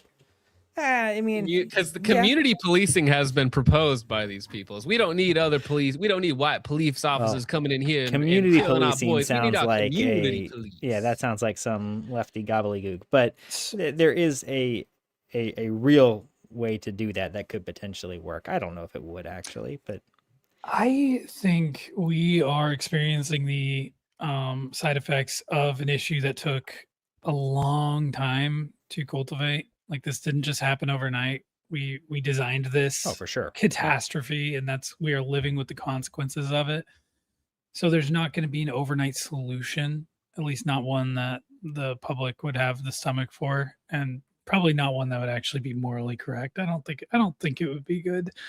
But there are things that we can work towards. I don't think it involves filling up our prison systems with people, let's just say people who do not culturally align with the traditional American values, because that's not just Black people. It's a lot of different people that do not have the same cultural values as us. But we can't do that. We can't just stuff our prisons full, and like, we would have to make another Australia basically if we wanted to accomplish that. Which we have in Australia. We have in Australia. It's called Africa. We also have just Australia. We could just send them there and see what happens, I guess. Well, that's the funny thing, right? It's like you give Australia a couple hundred years with criminals, and you get a Western society. You give a third world country, a first world country, and it's just you end up with a third world country again. Yeah. What happens? I just think any solution that we're going to come to for this issue is going to take just as long, if not. Well, think about the longer. force. Think about the force required, right? So it's not just the race war now meme, but think about the political solution and the amount of force required to actually stop these people from acting this way. The sheer amount of force it will take. Well, just put a bounty on the crime itself, right? Well, like, think about even in let's remove the African American community. Think about the amount of force. What Bavino just said. There's this isn't backed up by anything, but he says there could be 100 million or more illegal immigrants in this country. Think about the amount of force it takes to move 100 million human being bodies, right? Alive and fighting back. Think about the immeasurable, like, never before seen amount of immigration that would be. Like, if I was like, okay, 5 years, I can deport every illegal from this country. Think about the insane amount of force, manpower that requires to do that. Have you like, seen what before we Greece is even doing tackle with the crime? illegals? Sorry, what? Have you seen what Greece is doing with the illegal immigrants? I have not. No. They're using illegal immigrants to deport illegal immigrants. And Well, now yeah, but there's that system is, I can already predict that system is going to be just rife with crime and corruption, and Well, they'll it be is. They're deporting their bros who then come back the next day on a boat and they get paid Nah. for it. Like, that It works system in a doesn't work. country The like rapes Greece and where there's like extortion. 5 people. Yeah, it's also like we're talking about a country that's like less than 10% of the U.S. or 10% of the U.S., whatever it happens to be, right? as soon as I'm they, talking about deporting the population of the UK by force in the streets. Like, think they also do not want this. They do not want to go back to their homes. They want to stay here. And so 100 million people is a third of your country who do not want to go back home. Think about the civil war that will cause, because guess what? 20 million, 50 million of your own population also is brainwashed and doesn't want them to leave. So now you have 150 million people versus 180 million people. My novel solution is that we send them all to Mexico and we just have them start building pyramids. I think if the Egyptians did it, we can do it too. I think this is a great opportunity, actually. What do you think, John? I mean, Building every pyramids in negative Mexico? situation, you can always take lemons and make them into lemonade. Okay, so Yes, there's you always an upside to can. everything. You want I kind of want to build pyramids. Well, Like, let's do it. We got the really, manpower. like in my pipe dream, I would, it's like bribing people to leave, like giving them one-way tickets to El Salvador. But even then, that's like the most peaceful solution with the least amount of force because it's voluntary, right? But even then, it's like they're just going to come back. I mean, they were trying that too. They are literally still doing well, it. think about 100 million people, right? More people Where's than the died in 100 World million War people II. coming from? Where's that? Well, What the number's number does coming that from represent? Bavina, right? The former, the guy who just stepped down, head of ICE, says there's 100 million illegals in the country. Gotcha. Right. Even if it's the quoted numbers of 40 million or 20 million, it is so many people, right? We're deporting 100 million entire is countries. insane, but Yeah. John, do you want to know what I think is going to happen with this whole immigration issue? Civil I war, think long term, that- it's civil war. I think that this issue will never be resolved, and the country as we know it will not exist.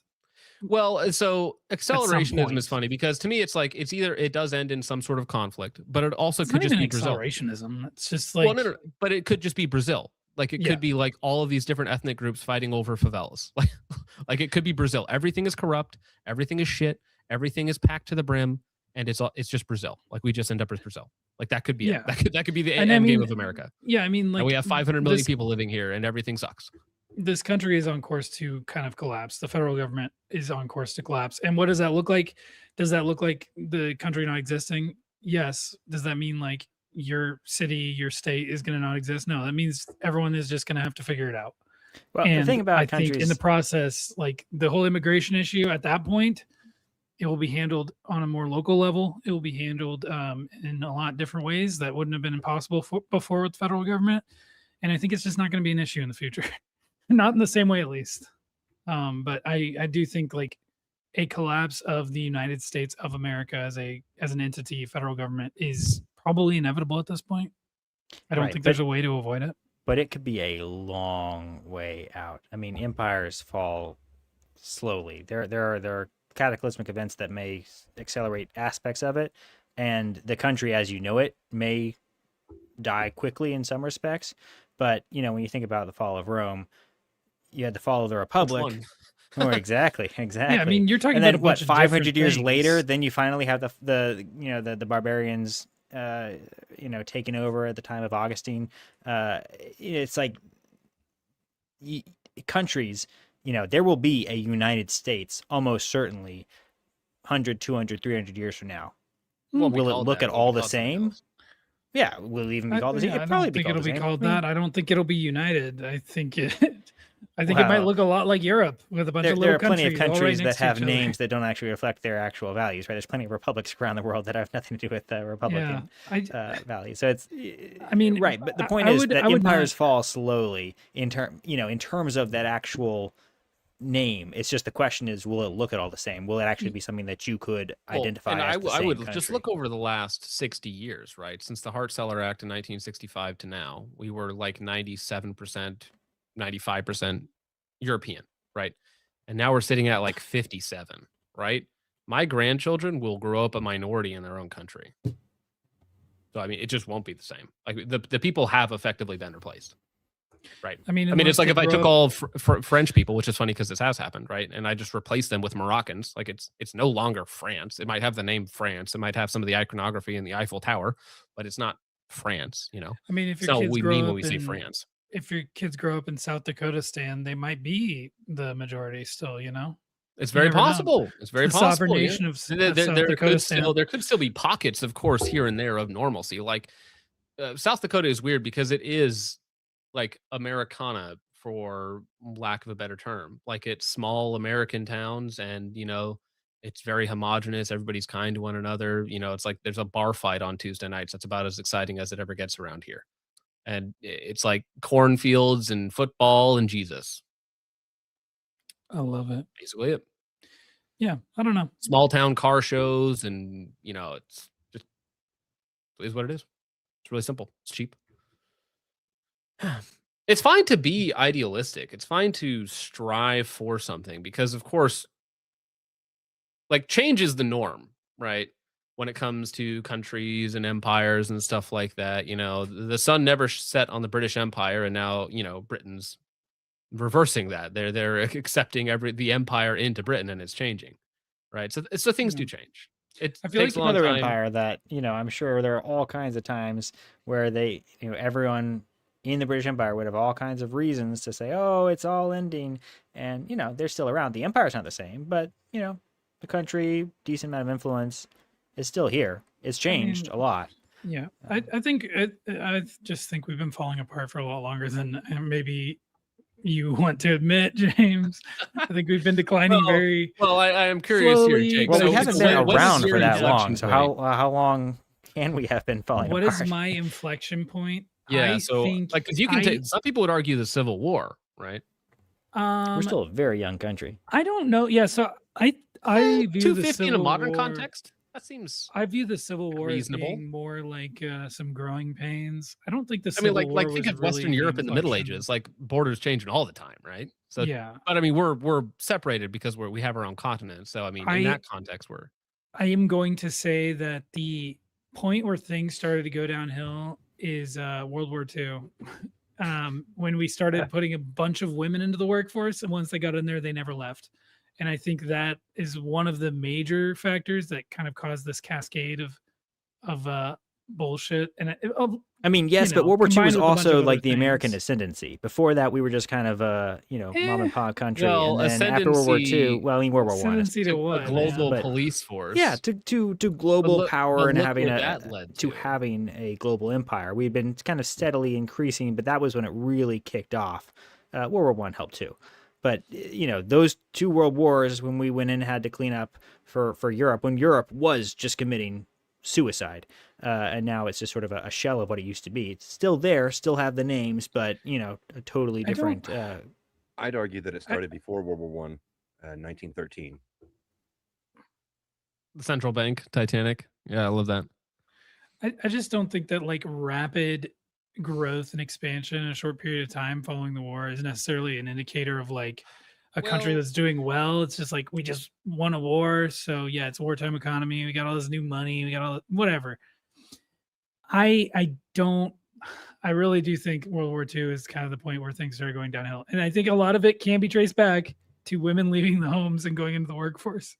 Unironically, that has like caused so many downstream effects that we are fucking dealing with today that are that's like certainly true. ruining everything from like marriages, having So kids, right, the job seeds of your market. destruction are sowed in success, right? So yes, you can say that. Well, America was so successful in its endeavors in World War II, and look at the economy that the boomers were gifted, the flourishing of the 1960s, 50s, that beautiful Americana that everybody wants to get back to. And it's like, well, but the 50s and 60s led to the degenerate 70s. And it led to the sex revolution, and it led to the modern day abortion state that we have here, right? Where, as we just mentioned, blacks have a less than a coin flip of actually making it out of the womb alive. So it's like, sure, like there were certainly upsides to it economically.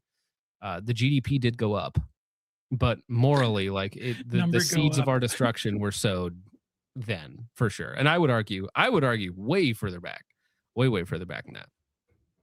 Yeah, I mean, eventually we will fall. Like that's basically a foregone conclusion. It's just a matter of how far. And Everybody's still just worth arguing fighting on for. when in the It's timeline like- it is, though. That's it. Yeah. Anyways, as we mentioned, dismembering 14-year-olds earlier, this is an interesting case Did we because a mention lot that? of yes, you did specifically I don't think dismembering I said somebody earlier. 14-year-olds. Was it not? No. Anyways, so this is an interesting one because we often hear of socioeconomic factors being the cause for certain actions by certain communities. This is Singer David. I don't know what that's supposed to be. If that's supposed to be It's David. Okay, so that's David. You're telling me that's David. D4VD is David. That's how it's supposed to be pronounced. I only know this because I saw this story when it came out. So okay, so David, right? He's a singer. He's a multimillionaire. He was raised in a good family. Also a pedophile. Also chopped up a 14-year-old to hide his crimes.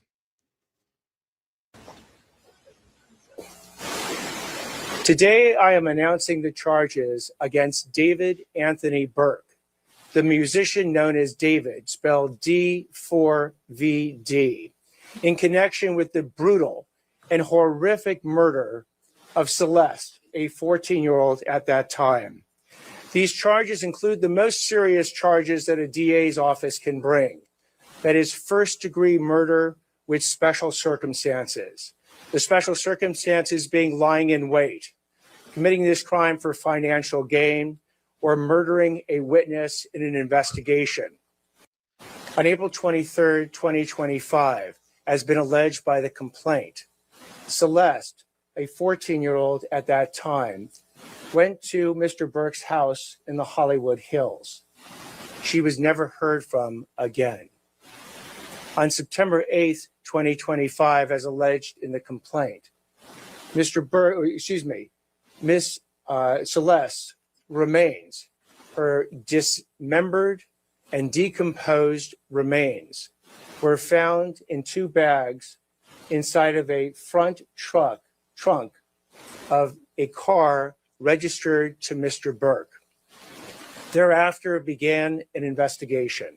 Again, there are 3 sets of charges that have been brought.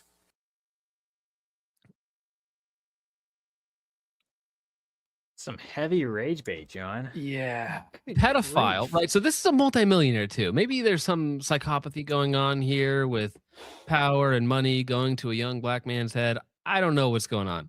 Pedophile, 14-year-old girl.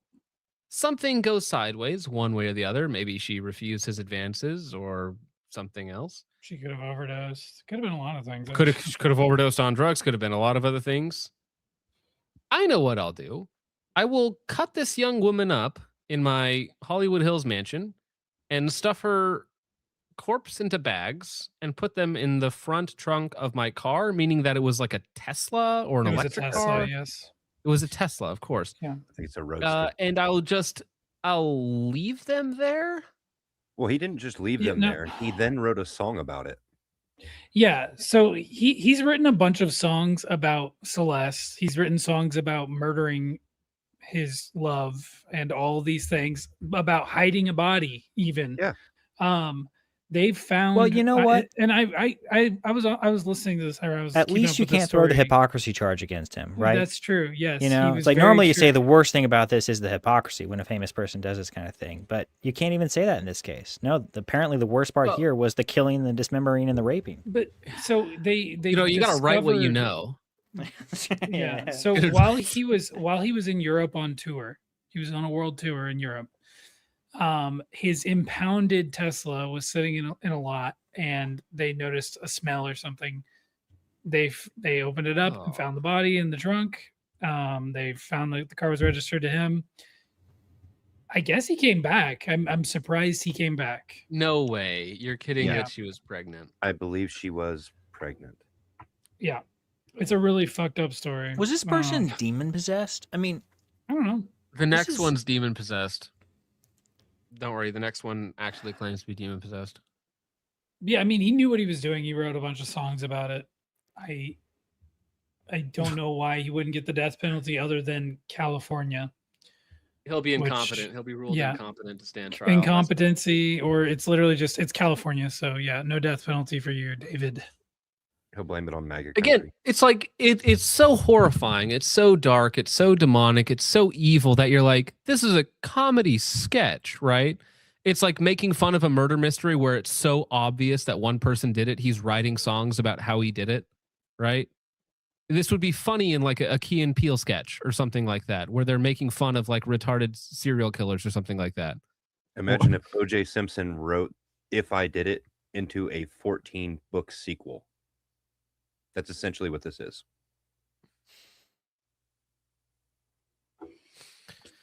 Yeah. I'm pretty sure we have laws against this sort of thing. Not an effective teacher. Aw. Shots fired at James. The problem is we He don't needed enforce more them. teaching. All right. I need to get well- another drink. 1 second. Okay, well, we're going to go across the bridge to California. A young group of rappers, young gentlemen here, decided to shut down the Bay Bridge between Oakland and San Fran or something. I don't care. I'm not from California, okay? California people can be upset with me.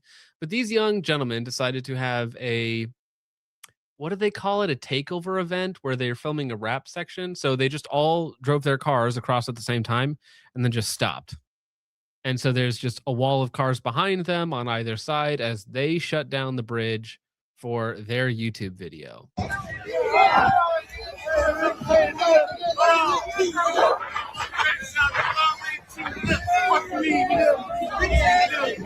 Right here. Shoot.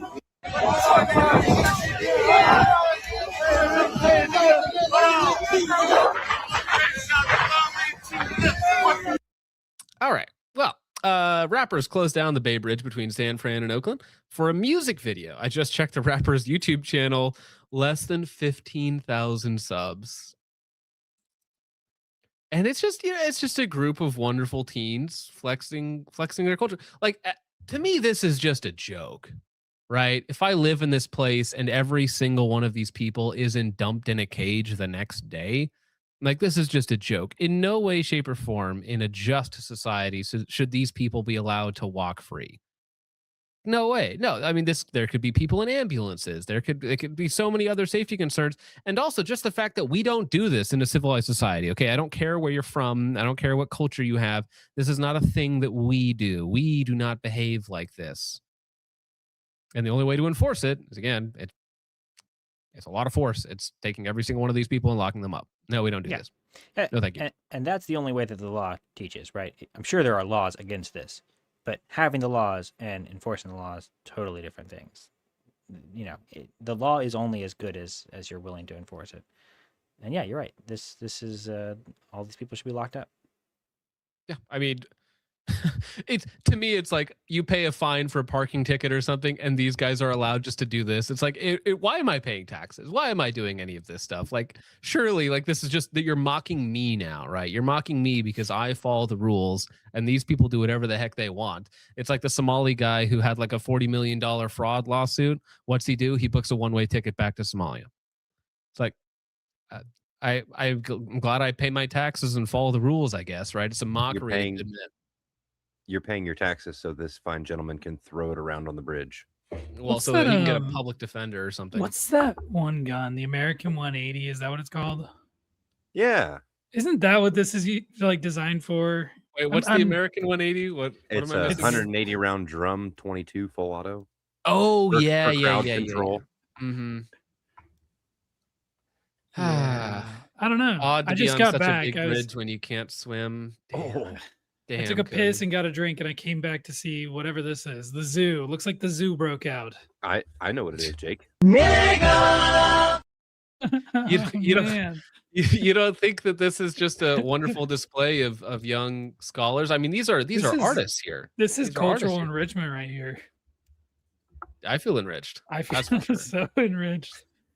Well, you know what? Like We've used a lot of very what's the word? Creative language to discuss our interactions with these individuals. But every day they keep coming up with new ones. Last one it was like ruffians or something like that, or hooligans. But now it's despicable sickos from the New York Post. Despicable sicko, ironic that, admits he torched dog to death using rum in twisted revenge live stream. Again, when it comes to just generic sanctity of life, like even of animals, in no way, shape, or form would I go out of my way to harm an animal outside of like a bug that's a pest to me, right? Is it just me, or Live does he streaming look the immolation of a dog? He looks like MLK Jr. I had a dream. That dog was a piece of shit. Desmond Levon Brown, ironic that, is facing up to 7 years in federal prison after pleading guilty under the U.S. Preventing Animal Cruelty and Torture Act. You know what's funny? You guys remember this story we covered a couple months ago.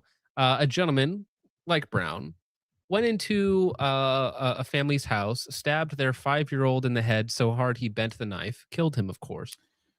And I think he got 9 years. I think he got 9 years because of his psychological, and he's actually out free now. So in this, what is actually tragic is that if you're black in America and you murder a white kid or kill a dog, you actually get the same sentence, which is, it seems to me, indicates what they view us as. Yeah. I mean, it's just despicable. And that's not only is that like unjust and just like reprehensible, it's also damaging to the soul. It's damaging to the souls of these individuals to allow them it was to a puppy continue as on well. in these things. It was a puppy as well. I didn't read that. So Brown's gruesome torture of a puppy was heinous. Brian Sterling, a U.S. attorney for District of South Carolina, said in a statement, he showed no mercy in his crime, and we look forward to his sentencing. Our office will lead the fight to protect the welfare of animals in South Carolina. I have never heard somebody describe a murderer of a white person like this? We look forward to his prosecution, like being excited to dispense justice. Like, isn't it South Carolina that just said, some judge in South Carolina just said Irana Zarutska's murderer, sorry, North Carolina, sorry. So it was North Carolina that just said, actually, her murderer is not fit to stand trial. Yeah. Now, South Carolina's a little bit more based than North Carolina. Well, yeah, there's federal charges still against him, so he's not going to get away from that. But it's like, human life to them is nothing. But dogs are so cute and lovable or something. That's one reason why I hate dog people. I love dogs, okay? I like dogs. I grew up with dogs. But people who value dogs over, like, human lives, and of course, I mean, you know, humans. It's so degenerate. It's so dystopian. It's like in Seattle, there will be a homeless camp and one of those like driving vans, but for dog treats, like in the same shot, you know? And it's like the most decadent of the decadent society in Seattle with the worst of the worst just right next to each other. And it's like, there's something wrong here. There's something wrong in this image. I don't know exactly what it is. I don't know exactly how to fix it, but something here is off. Yeah. John, sorry. I got to disagree a little bit. I hope that John Wick finds this man with a pencil. Yeah. So I was going to say, imagine, if you will, you're in a prison in a visitation area, and then a prisoner is walked out to the table, and a man sits down across from him and pulls out a file and says, "Derek, we need you." And Derek says, "I'm retired." And he puts the file down on the table. He says, "We got a good one." And then at that moment, Derek Chauvin goes back out onto the streets to continue to do the Lord's work and You bring say justice. that, okay, but that's another good example, okay? Derek Chauvin did not kill anyone. George Floyd died of a drug overdose, according to the He could also not kill this guy. I mean, you know. No. But what I'm saying is, Chauvin got 22 years in prison for not killing someone. Where Yes. murderers, if you're black, get half the prison sentence. Yeah. The guy the Asian police officer who was there, never touched George Floyd, got 5 years in prison for aiding and abetting in service of a crime, never touched George Floyd, never, and got 5 years in prison. To me, those people are political prisoners, right? Because they knew that if they did not face quote unquote justice, the city would burn down. They are political prisoners, and they're still in prison, even though we are supposed to have the base guy in office. Like, what's going on there, guys? What's up with that? No, you should pardon him for sure. Well, I mean, he probably should have taken. He probably should have pardoned the January 6 guys too, but that's a different story. I like how those people are demonized, right? The January 6 grandma for walking around in the Capitol are demonized. People peacefully protesting while burning down local businesses are just taking, you know, having their rightful duty to protest, or their right to protest, exercising their human rights, so to speak. Now, I did mention. Go ahead. He just on a side note, he did pardon the J6ers. He pardoned 5 years all of them, later? I believe. And one of the ones that I happen to know was very disillusioned by it, and I guess just tore it up when he got it. So, whatever that's worth. Now, I did mention earlier demon possession, and so we'll talk about this one. 18-year-old Rick Van Direct was working in a care home for the elderly, where the residents described him as a sweet, polite, and hardworking young man. He was like a son to us. 6 years ago on this day, Rick was riding his bike towards the care when he crossed paths with Ayub Y. I don't know why we don't have his last name. The Sudanese migrant was wandering around when he later told police a mean spirit commanded him to kill, prompting him to drag Rick from his bike and stab the young man to death. Rick's father told Ayub in court, "You were given everything, a house, welfare, help, and then you murder my son."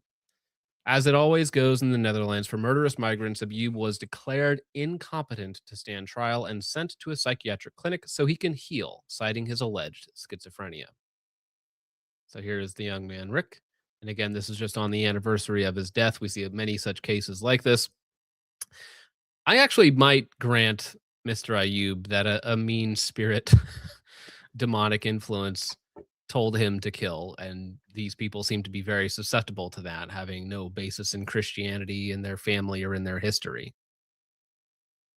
and the fact that they worship demons back home to begin with. Yeah, quite literally a demon. I would chalk this one up to a demon. Yeah. Would you chop him up, or are you chalking it up? Oh no, I said chalk it up to a demon. I Okay. know if if I chopped him up, which I wouldn't do it for a demon. Why would I do that? Well, and these people, they only exist off of the kindness and benevolence of the people that take them in. Like his father says, like, we gave you free healthcare, we gave you housing, we gave you, as a migrant, like in these places, like if I was picking a place to live and where they were going to give me a bunch of free stuff, like Netherlands, heck yeah, sign me up, dude. But I'd be so like indebted to these people. Like, look at what they've sacrificed to give me, right? That would be my frame. If somebody gives me all of this stuff, like, I would feel like I owe them. Like, I would feel like I need to like earn my spot, right? Whereas these people feel entitled to it. And in this case, you're a literal monster walking among us.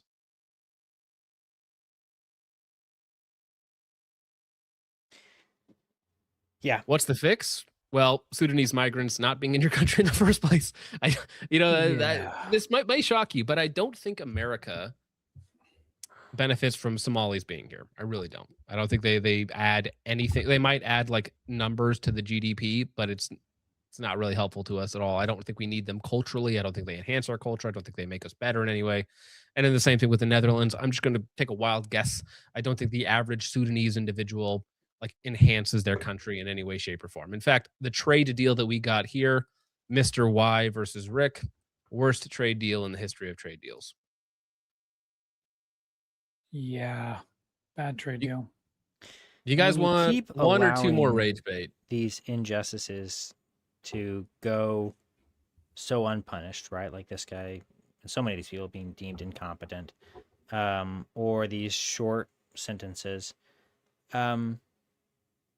That can only go on so far, right? At some point, when the people in charge aren't willing to administer justice for long enough, then the only option that's left for justice to be administered is through vigilante justice, and that's when it starts to become morally acceptable and in some cases required, and it's kind of the only outcome if this continues apace. Well, so in your scenario, James, and this is kind of one of those things that I think about, is that if we were given power tomorrow and we were like, okay, we're not messing around anymore, these people are getting executed, like our first day on the job would be executing like tens of thousands of people, right? And we're literally taking the maximum power that the state can enforce, which is life and death, and we are removing these, like, we would be demonized as even just enforcing justice as the worst fascists of all time, right? Well, the thing For is, having we these- already are. you don't necessarily No, need I to. know, I but mean, that's why I'm saying, if you're actually at in some power, point, then I'm you just gonna be make like, prudential all right. decisions, right? And you can actually set pretty serious examples with pretty small numbers. Now, would it be appropriate to execute all kinds of people that have actually been convicted and have been given extremely short sentences? Yeah. I mean, I'm sure there's plenty of candidates that are absolutely be appropriate just to execute them on the spot. And maybe that is the right thing to do in some circumstances. But you also could, you could pursue an agenda that sets a clear example and says we're going to do things differently going forward, with relatively few cases, and then you just you enforce it going forward from then on.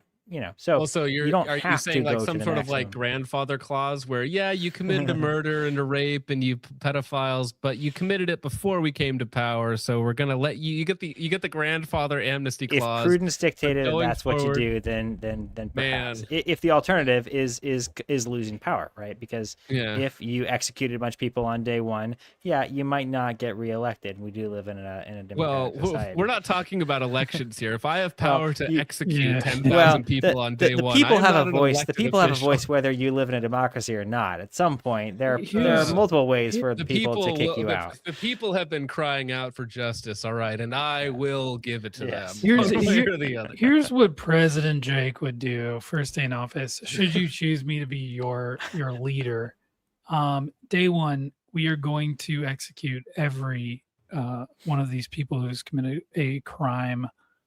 They will just be executed. It's just going to happen.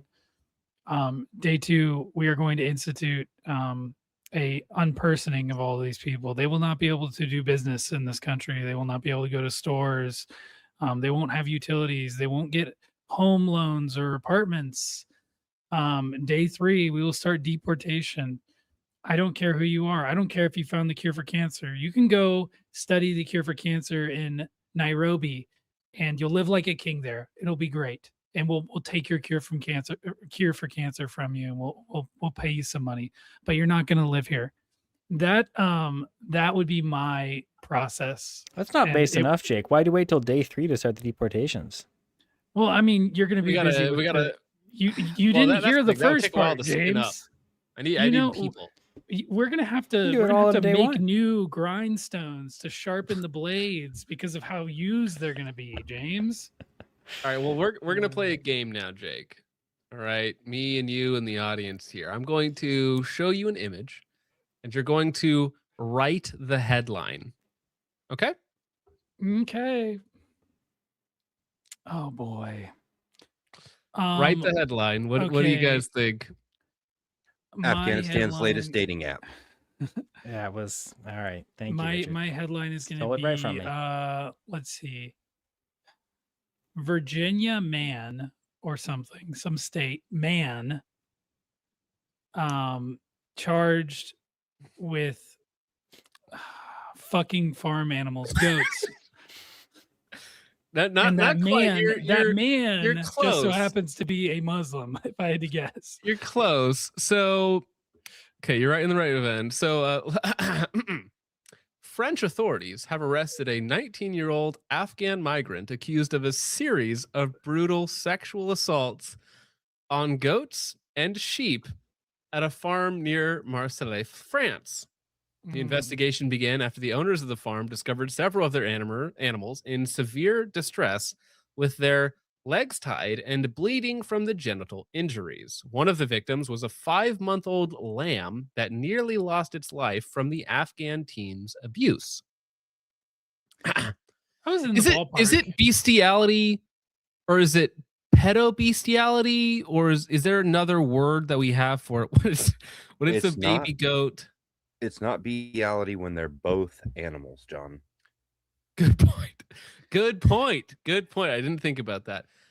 Surveillance cameras captured the young migrant performing violent sexual acts with the animals. He was caught in the act and taken into custody, while the suspect has reportedly denied the accusations. Prosecutors stated that the DNA evidence from semen samples found on 6 of the animals matched him. You know, Allah may have promised him a horde of virgins. He never said that they would be humans, though. He gets to I think you mean his herd. heaven, and he's disappointed. He's like, "Oh, they're Yeah, girls." not horde, herd. Yeah. Was it a teen? Oh, is you that him? said? No, sorry, no, that's from an Edinburgh stabbing. That's a different article. Don't read that one. Good grief. The rage bait of this show is Another rage insane, bait John. article. Listen, all right. This is not It's good for my real. soul. It's not. It's I'm horrible. too angry. So the 19-year-old suspect entered France in November of 2025. He's been in here 6 months, and he has a harem of goats and sheep. He got right to work. Was he bored? Like, is he it's just his culture? Baby missing goat. home. Oh my He's gosh. missing home, John. I heard it in my head too. Oh my gosh. So he will remain in pre-trial detention until the 22nd of June, when his trial is scheduled to take place. The owners of the nonprofit educational farm, which houses around 250 abandoned or mistreated animals. This was an educational farm for mistreated and abused animal, and this guy went in there and started raping them. I was gonna make a joke, but I'm not going to. There's no joke to be made here. Just kill the man. There's no jokes. Like, yeah, I am invoking Leviticus. We are killing the man. He's done. This is a crime against God. This is a crime against nature. This is a crime against humanity. This person should be fertilizer. it's so incredibly evil. Like 1 is evil enough. 6 is evil on a level, and a baby goat too. Well, 6 right, is evil on a level. I think you have to be that's actually what makes me retarded mad to be this right? evil. Because like here's a very extreme example, Jake. But if I were gonna rape you, you would at least fight back, right? Okay, so there's a level of something there where it's 2 adults and there's some sort of parity there. Pedophiles and raping baby goats, you just have to die. You're violating something so precious, so pure, that has no ability to fight back, no ability to understand what's going on. We do have a silver lining here. defenseless and helpless. Yes, that's very funny, John. Thank you. That you just have to die, right? The punishment here is just death. And this wasn't like, what am I supposed to say? This wasn't a one-off event. Like, does that make it any better? No, you kept going back to the farm and had 6 animals, and you just, whatever you were feeling in the mood for, and you see a baby goat and you get turned on. Maybe we shouldn't allow you to exist. This whole story. Oh, go ahead. John guy said, don't call him retarded or they'll let him off. That's the problem, dude. I think we should execute the retards, especially like if they're evil retards. We need to execute them. I'm sorry, there's no helping them. Evil They retards cannot gotta be. go. They literally cannot be rehabilitated. They have to go. Yeah, well, I think that, yeah, if you're too incompetent to stand trial for your heinous crimes, you are too incompetent to be in public. And you said there's not a joke to be made. Somebody said, well, the guy was having a field day. No, I was gonna make another joke that was already said. What did he say? Me at a battered woman's shelter. Yeah. But I. Yeah, I've seen that one too. This really isn't a. Yeah, I figured it was not a good joking time situation, to joke. but it reminds me of an old story. Well, I was walking around Kentucky with my great uncle Ned once, and we were just on a walk in the fields, and we passed by a nice looking farm, and Uncle Ned was like, I used to own that farm, actually, a lot of time into it, but does anyone call me, Uncle Ned, the great farmer? No. We kept walking and passed by a water tower, and it was like, I actually helped build that water tower. Does anyone call me Uncle Ned, the great water tower builder? Nope. Kept walking and eventually passed by a bank that he had actually been the branch manager of. Rose up through the company, went on to become like the VP of that company, and was like, does anyone call me the great banker? No. But I tell you, James, you fuck one goat and everyone calls you Uncle Ned the goat fucker. I knew that was coming, but it's really not a joking matter. Is what I'm trying to say. Like, it's just not. It's not. Well, you just did it, James. Hypocrisy. Yeah, that's what's really bad about the situation. I will is the say, hypocrisy. I can laugh and joke about this because it's animals. Like, it's still evil, and the guy should die. But like, I'm not gonna laugh and joke about it if it was humans that he was raping. Animals, it is how like how a bad level, how okay there's so a level of before we joke and make things funny, sorry. Yes, sorry, okay. I don't think I should show this because this is just straight up murder. This is a 15-year-old kid murdering another 15-year-old kid. It's just murder. He goes up to him, shoots him in the head. That's it. It's a bunch of blacks at a park, and they go up one another and shoot them in the head. We've all That's seen it before. Yeah, we've all seen I think we'll be good on our rage bait there for 3.5 hours. But yeah, carry on. Sorry. Yeah, no, yeah, because it's about animals, like, yes, it is evil and the guy should not exist anymore. But it's I like, if you're gonna make jokes about it, it's whatever. It's not like you're making jokes about human beings being raped. I've heard lots of bestiality jokes in my days on the internet. Logan says it in a non-joking manner sometimes, and it kind of scares me actually. But that's beside the point. Grandmaster Logan, I'm sorry. But yeah, I don't know. It's one of those things. And James, goat fucker jokes can be funny. On occasion. That was the funniest thing you've said all night, James. Oh, thank you. Well, it's Norm Macdonald's joke, and yeah, I'm sure it's a Norm joke. Okay, it's well, that's why it's it a was much older funny. joke than that. But all right, Jake, but I have a question for you. Would you understand Okay, if the goats looked at you like this. John, Okay, what the fuck is that? it's Manhattan Cafe. That doesn't look like a cafe. There's nothing about this that tells me it's in Manhattan. This looks like an anime character. The eyes. I'm not amused. The eyes say New York. Yeah, the dead eyes say New York. What about this one that they made of me? What does this one do for you? That is atrocious, John. I don't think you want to have that resemblance is saved on your uncanny. computer, man. Logan says absolutely yes. Logan would fuck you as a horse girl, John. Just so you know. Speaking of, whoa. What? I didn't even get to do my ASMR slurs. No, you still got time. Hey, I got a bunch of still super have chats time, to get yeah, through. that's true. Everybody is welcome to take off or hang out as needed because we've already been here for over 3 hours. So It's okay. I'll stay here. I can be late to work tomorrow. good. Necro Hole over on. Thank you, Iron What a Corsair. name. That does not make it better. Don't care if it's gay or not. I want that horse hussy. The Umasi. Necro Hole for Yikes. 5 says, Happy International Uncle's Day to everyone. That's right. Shout out to uncles out there. I never met Uncle any of my Nev. uncles. Oh, well. No, I did. I met a couple, but I was really young. they keep the mask on or what? Shut up. Logan sucks at shooting for 2 says, I don't like this Jake ASMR. Not my taste. Do some ASMR for him, would you? That's Can you too do the Candace bad, ASMR? Logan. You don't get to ask those questions. What's wrong with you, Logan? Why are you so scared? You don't get to ask those questions. What's wrong with you, Jake? Are you so scared? Why did the voice go so high like that? What the fuck was that?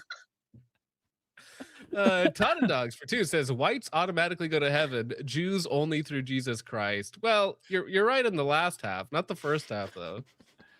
Imagine Aryan Jesus says all whites go to heaven. That's not good theology. Okay, that's a joke. Ditch Hand Bomb member 2 months says, may I get the new Discord? Been left astray. Aw, Ditch Hand Bobble, I appreciate you very much. Can you send me a message somewhere and I can just DM it to you? Otherwise, we get a horde of tards, evil retards, as Jake calls them, and he would have to kill them. Evil retards. Evil They retards. get the rope. Evil retards. I'm in my get the evil rope. retarded era. Zanico for 2 says, Jake, go bail out your queen. I'm on it, bro. Totes for 420 says, sometimes you don't get to exist on any day. That's true. At some point, we will not exist on any day, but we will have existed on some days. And in like an eternal sense, like I suppose we will exist on all days in the future in some way. Thank you, Toes. I appreciate it. Chud for 2 says, pray for all 7 of the baby mamas. Yikes. Ironically, it would have made the murder of his own children much more difficult if he did have to travel to 7 different houses.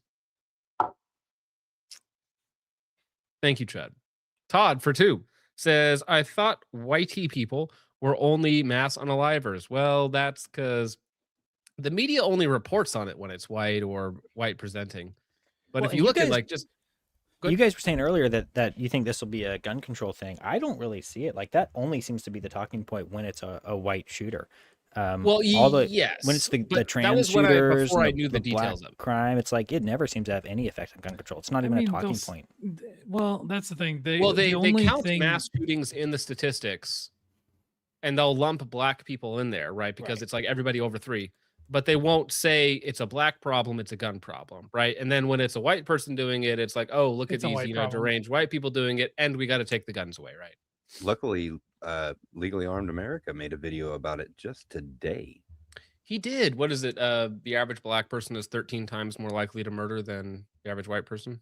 Yeah, he broke it down Ooh. nationally and by states and by race. Pulled the stats right off of the FBI website, and then got into the greatest threat to our nation, which is white supremacy. Wait, did he actually say that? Oh yeah, he talked about the media claiming white supremacy is. Oh, okay. I thought that was his position after espousing all those positions. Like, no, he was. Being I do agree that white supremacy is the greatest threat. 2 non-white Americans. Todd and Dogs for 2 says it's not evil. Okay, if it's ends, it's their normal behavior. It's still evil. Still evil. They don't get a pass. Todd and Dogs for 2 says James wants laws for ends. I want deportation now. Why not both? Yeah, I think it has to be both. If I was going to provide some sort of real political solution, I think it'd have to be a mix of both. Thank you, Todd and Dogs. Appreciate it. Is it more moral to deport somebody to their own country or a country of people like them, or to hold them in prison for like 20 years? Like, I think it'd be far better to just deport them, because you don't have to pay for them. You don't have to worry about them. They have broken the laws of your country. They can just get out. I don't think holding people in prison for any extended period of time is moral. I think it's a depraved thing to do. You are removing someone's rights and their freedom. And if they've done something that bad to deserve What's a right? spending most of their life, a right, like if they've done something that bad to deserve spending most of their life in prison, they should probably not be allowed back. But what if they're polite just society? What if they're just kleptomaniacs and they just keep thieving? Just like, not even big stuff, but they're just thieves. You know, they're annoying. Put them in a position where their thievery can be put to good use. Send them to another country. Cause problems there. I don't know. Yeah, but that's only if we don't like that country, right? I would 'Cause if- like to. I'm not really into the whole lopping off the hand thing. That's kind of like a muzzy coated thing. I'm more so a proponent that if you catch someone stealing, you should just shoot them. Personally, Very medieval of you, Jake. I mean, that's kind of like. Jake, I mean, I don't know about your think we state. should imprison people. We should kill them. No, I mean, no, John. Honestly, like it is the right thing to do in a lot of cases. You to give this speech here, as there's It is a the perp in your living loving room, like thing. bleeding from his holes, and you're I just like, will. listen, man. I know that will. you might think in the moment that this is extreme, but over a long enough period of time, think how bad it would be for you in prison. So John, when you if think someone- about it, this is if a mercy. someone enters This my is a house, kindness. if someone enters my house uninvited, they Well, will no, get yeah, shot. of course. In that scenario, yeah, you just kill them Yeah, because I of don't safety care if they're trying to concerns and take family my and other things. No, TV. totally understand. But let's say you see somebody stealing a flat screen TV that's full of bread from your local, department store or whatever, right? What do you do then? I What am I do? actually in favor of lethal force to protect property. I mean, Well, legally, it's your not own allowed, so don't property, do it. But like, let's see, you see somebody walking through a parking Someone lot and he's else's got a property, TV in his I don't hands, know. and somebody's like, "Hey, that guy didn't pay." Do you just whip out your gun and shoot him in the back, or Well, like? just call the cops. Apparently, they'll kill him like 99% of the time, right?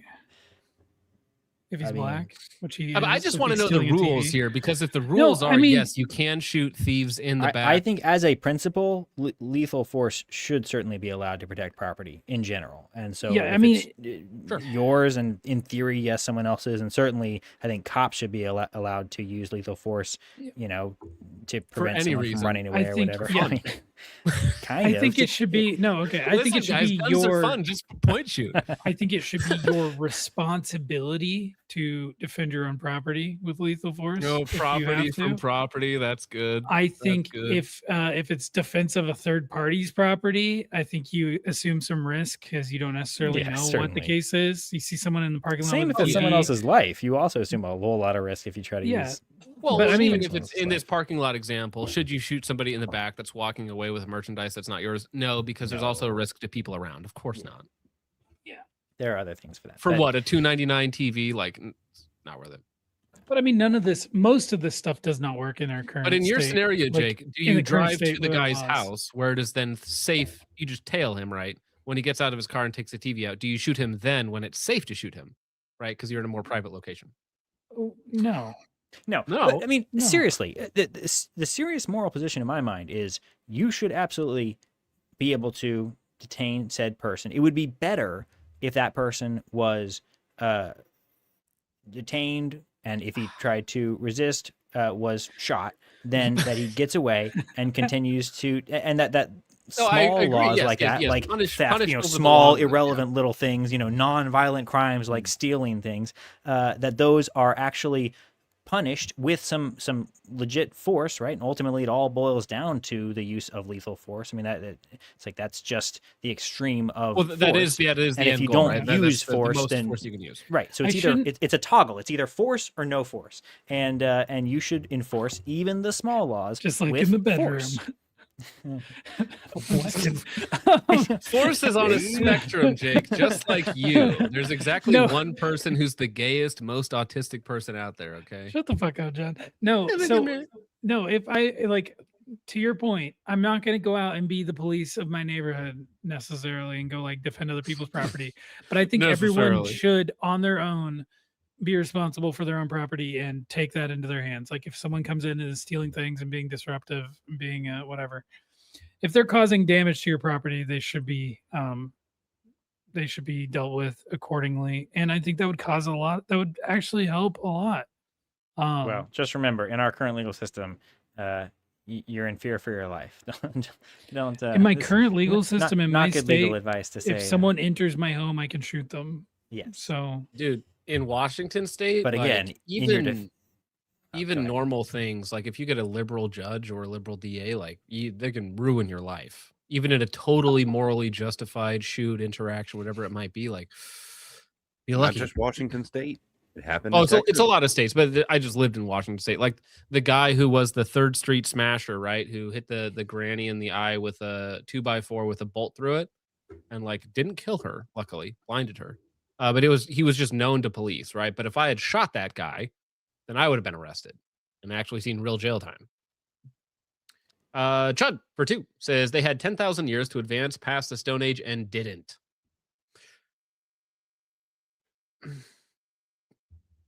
Gene Ocean for 5 says, why does Ivy 8888 look like some Phoenix tweaker? It's actually uncanny.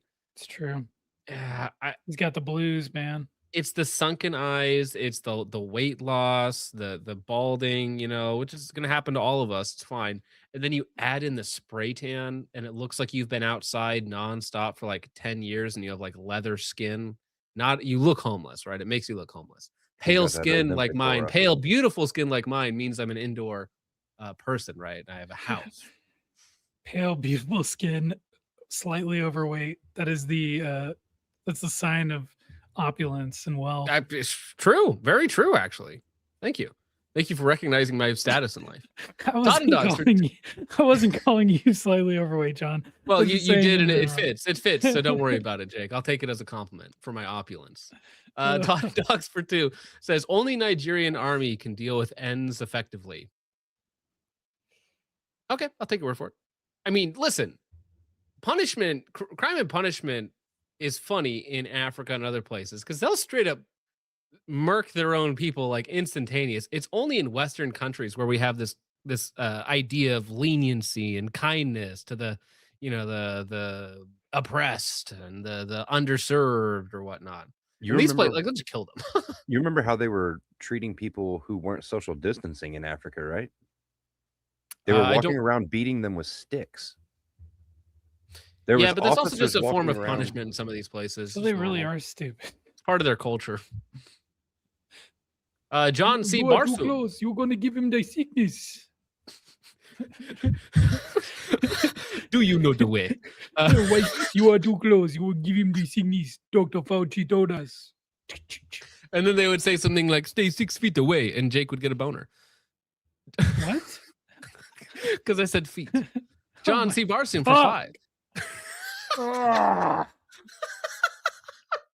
Got him. Jake's like, 6 feet.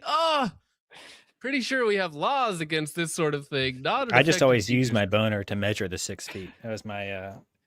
Well, you got to measure it 20 Social times. You're like, distancing, hold still real fast. It's like 1, 2, 3, 4. Tata Dogs for 4 says James and John want them locked up. I want deportation. No, I'm in agreement. I mean, like, personally, I want the least amount of violence possible. Okay. And I think that violence is inevitable, but I would prefer it to be the most consensual. The most consensual violence. Not like an Afghan migrant who's 19 years old browsing the farm. Consensual, really consensual. No, I don't see any reason to lock up someone that should be deported. If they're a case for deportation, deport them. We don't need to be using our resources to keep them in jail. You know, unless we're doing it like and some other country is paying us to house their criminals, kind of like what you do with El Salvador, then sure. But otherwise, just get them out. There's no reason for us to be keeping Get them them in out, the and bars. then so that they cannot come back, we develop a large electric fence that vaporizes niggas on contact, so that they You know, cannot come back into our country. I have a new theory here. Okay. I figured out the problem. We in America, we have diversity. Diversity is our biggest strength.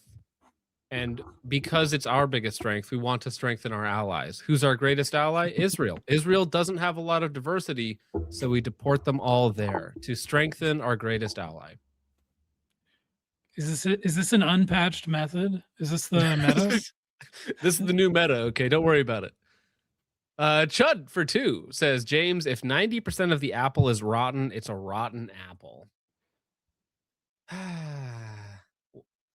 Well, I mean, yeah, but that analogy doesn't hold out because if there's 100 M&Ms and one of them is poisoned, I don't eat any of the M&Ms. I eat all the M&Ms. Jake's like, please, hoping to find the one. Totten Dogs for 2 says, not demon possessed, just normal behavior for YNs. Now, I mean, I could buy it from him. John C. Barson for 5 says the solution to all of these questions is the same as in every zombie movie. Sorry, sunlight. No, wait. What's the solution? We're going to have to come over to your house and kill you. No two ways about it. That's the solution. Thank you. Lightsport for 2 says, quick, what did I miss? Hi, Jake. Aw, thank you, Lightsport. Hi, Lightsport. Jake, could you run him down all of the things that were spoken about? Yeah, certainly, John. We talked about Israel at some point. We talked about black people committing crime. We talked about a Muslim Are man Afghans fucking black a there goat. or Arab? No, I'm We just have a saying diverse all crowd. the things we talked about. We talked about a lot of things. We talked about black people. We talked about Afghans fucking goats. sheep. What else did we talk about? We talked about a gun. We talked about Roscoe. We talked about the Ruger something, the Chode 380 or whatever they made. This beautiful specimen on Richard's profile picture. IV 1488. It's a really great stream. You missed a good one, Lightspore. Shame And it was on you. good because Jake was here. Yep. That was a very convincing yep there. But Yep. I'll have you know, I have a new sounder, okay? While Jake was buying me time, I edited this new wonderful sounder that can only be played past the 2-hour mark for reasons. And as soon as it uploads, I will accost all of you with it. Totten Dogs Yay. says, not C is the only way to... Oh, I see. I was like, what do you mean not C? Is the only way to fix YNs, J's, and Trench. Leave Trench Grenade out of this, okay? Todd Talks for 2 says, again, they're not retarded. It's normal behavior. Well, clinically, about 50% of the population is retarded. Thank you, Todd Dogs. Lightsport for 2 says, I shadow box outside the Floyd Centers. That's right. All right, here you go, Jake. Check your eardrums.